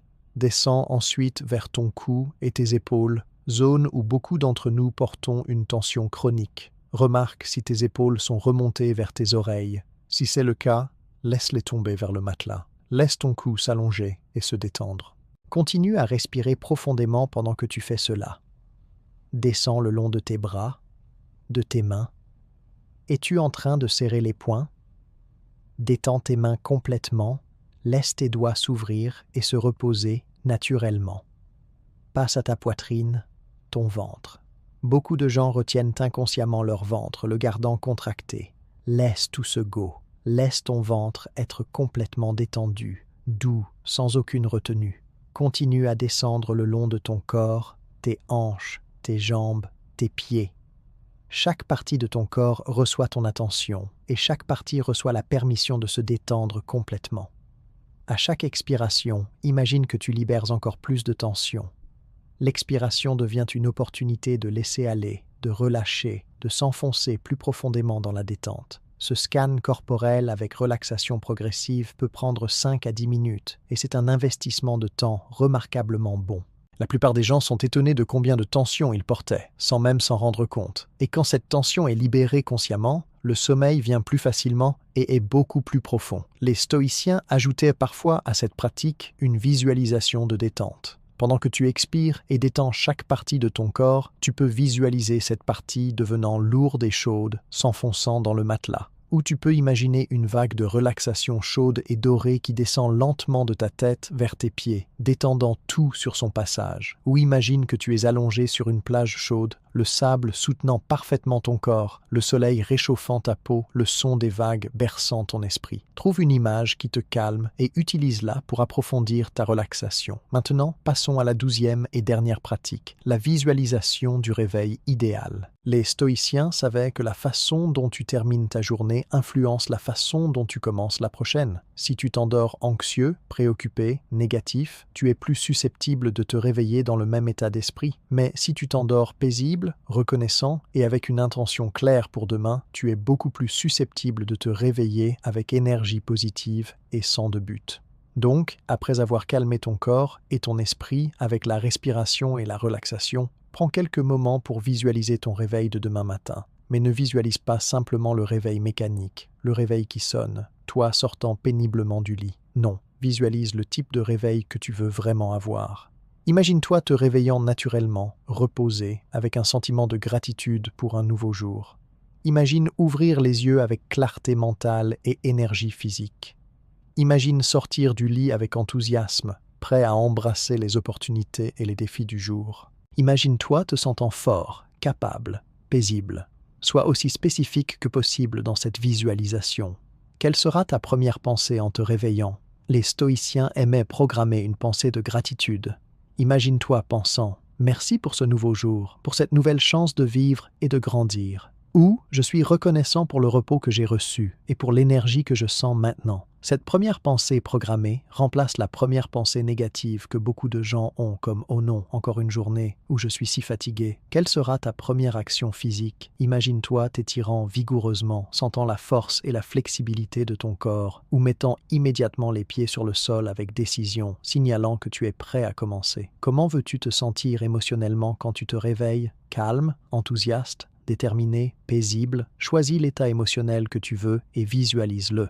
Cette visualisation du réveil idéal fonctionne pour plusieurs raisons. D'abord, elle donne à ton subconscient une instruction claire. Pendant que tu dors, ton subconscient travaille sur ce sur quoi tu l'as dirigé avant de dormir. Si tu lui as donné des inquiétudes et des peurs, il travaillera sur cela, produisant peut-être des rêves anxieux et un réveil agité. Mais si tu lui as donné une vision positive de réveil paisible et énergique, il travaillera à manifester cela. Deuxièmement, cette visualisation crée une prophétie auto-réalisatrice. Tu es plus susceptible d'expérimenter ce que tu attends d'expérimenter. Si tu t'attends à te réveiller fatigué et grincheux, tu interpréteras les sensations du matin à travers ce filtre et tu agiras en conséquence. Si tu t'attends à te réveiller reposé et énergique, tu interpréteras ces mêmes sensations différemment et tu agiras différemment.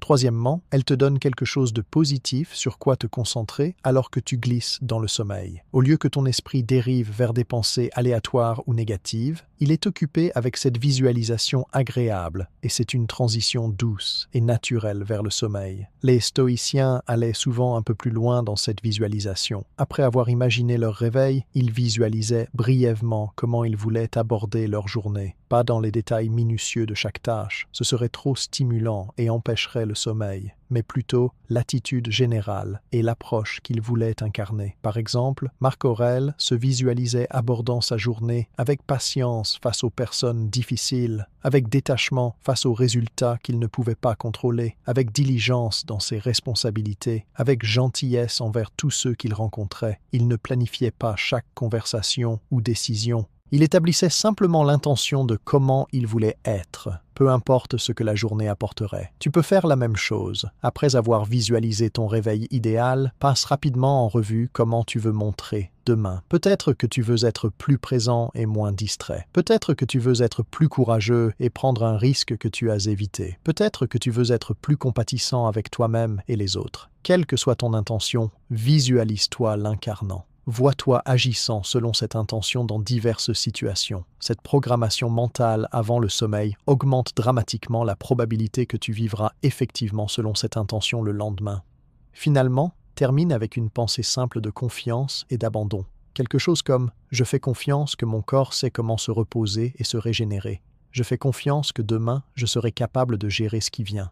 Je lâche prise maintenant et je me permets de dormir profondément. » Cette pensée de confiance te permet de vraiment lâcher prise. Beaucoup de gens ont du mal à s'endormir parce qu'ils n'arrivent pas à arrêter de vouloir contrôler, planifier, s'inquiéter. Cette affirmation finale dit « Je fais confiance au processus. Je n'ai pas besoin de tout gérer maintenant. Je peux me reposer. » Il y a une dernière dimension à ces pratiques nocturnes que je veux mentionner, bien qu'elle englobe toutes les autres. C'est ce que je pourrais appeler la sainteté du soir. Les stoïciens traitaient les heures avant le sommeil non pas comme du temps mort, ni comme du temps pour le divertissement sans réfléchir, mais comme du temps sacré pour la préparation de l'âme. Ils créaient un rituel autour du coucher, une séquence d'actions conscientes qui signalait à leur corps et à leur esprit qu'il était temps de transition de l'activité du jour au repos de la nuit. Ce rituel pouvait inclure plusieurs des pratiques que nous avons explorées ce soir. L'examen du jour, la gratitude, la méditation sur la mort, la lecture de sagesse, le pardon, la contemplation cosmique, le nettoyage mental des soucis, l'affirmation des principes, la respiration et relaxation, et la visualisation du réveil. Tu n'as pas besoin de faire toutes ces choses chaque soir. Cela prendrait trop de temps et deviendrait accablant. Mais choisis-en quelques-unes qui résonnent le plus avec toi et crée ton propre rituel de soir. Peut-être 15 à 30 minutes avant de dormir, où tu passes systématiquement à travers tes pratiques choisies. La régularité et la séquence du rituel ont une valeur en soi. Elles signalent à ton système nerveux qu'il est temps de se calmer. Elles créent une frontière claire entre le temps d'activité et le temps de repos.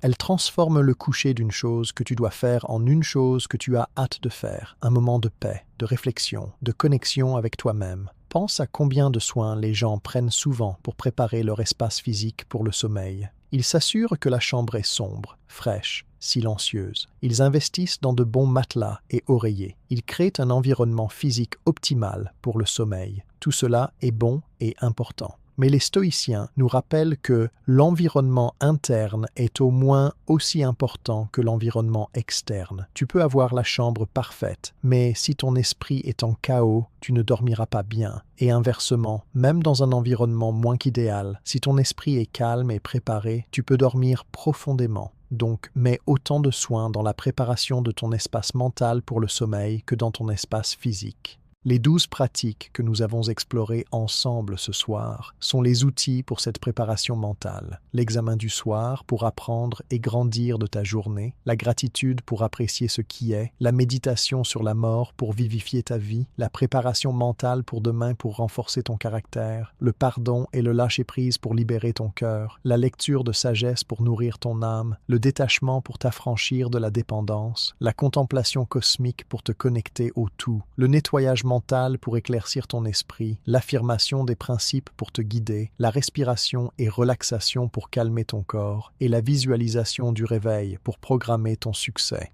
Ces ne sont pas simplement des techniques ou des astuces, ce sont des pratiques spirituelles, des façons de cultiver sagesse, vertu et paix intérieure. Les stoïciens les pratiquaient non pas pour devenir plus productifs ou plus performants, bien que cela puisse être un effet secondaire, mais pour devenir de meilleures personnes, pour vivre avec plus d'intégrité, pour trouver la tranquillité au milieu des tempêtes de la vie. Et maintenant, après ce long voyage ensemble à travers la sagesse stoïcienne nocturne, il est temps pour toi de mettre ces enseignements en pratique. Choisis 2 ou 3 pratiques que tu commenceras ce soir même. Pas toutes les 12 d'un coup, ce serait accablant. Juste 2 ou 3 pour commencer. Peut-être l'examen du soir, la gratitude et la respiration consciente. Ou peut-être le pardon, la lecture de sagesse et la visualisation du réveil. Choisis celle qui te parle le plus, celle qui adresse tes défis actuels. Puis fais-les ce soir, doucement, sans pression, avec curiosité et ouverture. Remarque comment tu te sens après. Remarque si ton sommeil est différent. Remarque si ton réveil demain est différent. Puis continue ces pratiques soir après soir. Après quelques semaines, quand elles sont devenues habituelles, tu peux en ajouter 1 ou 2 autres. Progressivement, tu construiras un rituel nocturne complet et puissant. Et au fil des mois et des années, tu verras la transformation dans ta vie. Tu seras plus paisible, moins anxieux. Tu seras plus présent, moins distrait par des préoccupations inutiles. Tu seras plus résilient, capable de rebondir plus vite des difficultés. Tu seras plus vertueux, vivant plus consistamment selon tes valeurs les plus hautes. Tu seras plus libre, non lié par les circonstances externes ni par tes propres désirs désordonnés. Tu deviendras, en d'autres termes, quelque chose qui ressemble à un sage stoïcien. Pas parfait, personne ne l'est, mais en progrès constant, en croissance constante, en paix croissante. Et c'est tout ce que nous pouvons demander, de devenir chaque jour un peu meilleur que nous étions hier. Les stoïciens qui ont marché avant nous, Marc Aurèle, Épictète, Sénèque et d'innombrables autres dont les noms ont été perdus dans l'histoire, ils te tendent la main à travers les millénaires. Ils te disent « Nous aussi avons lutté, nous aussi avons fait face à l'anxiété, à la peur, à la douleur, à la perte. Nous aussi avons été tentés d'abandonner, de nous plaindre, de vivre en dessous de nos capacités. Mais nous avons trouvé un chemin, une manière de vivre avec dignité et paix, même au milieu des défis. Et nous te l'offrons maintenant, non pas comme un dogme que tu dois accepter aveuglément, mais comme des outils que tu peux tester, expérimenter et adapter à ta propre vie. Essaie-les, vois s'ils fonctionnent pour toi. Et s'ils le font, intègre-les profondément dans ta vie. Partage-les avec d'autres qui luttent. Deviens un maillon dans cette longue chaîne de sagesse qui s'étend à travers le temps. Et maintenant, il est vraiment temps de dormir. Tu as fait le travail de ce soir. Tu as préparé ton esprit et ton corps. Tu as planté les graines de sagesse qui germeront pendant que tu dors. Tu peux lâcher prise maintenant. Tu peux faire confiance au processus.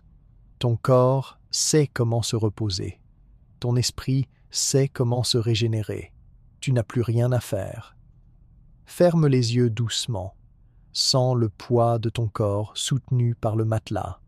Écoute les sons autour de toi ou le silence. Remarque ta respiration, naturelle et facile maintenant, et laisse-toi dériver, flotter, glisser dans le sommeil. Demain, tu te réveilleras, peut-être pas parfait, mais prêt. Prêt à vivre un autre jour avec un peu plus de sagesse, un peu plus de vertu, un peu plus de paix. Et soir après soir, nuit après nuit, tu continueras ce travail sacré de devenir qui tu es vraiment destiné à être. Dors bien, dors profondément et réveille-toi imbattable. Les stoïciens sont avec toi, leur voix murmurant à travers les âges, t'encourageant, te guidant, te rappelant que tu as en toi tout ce dont tu as besoin pour vivre une vie extraordinaire. Bonne nuit.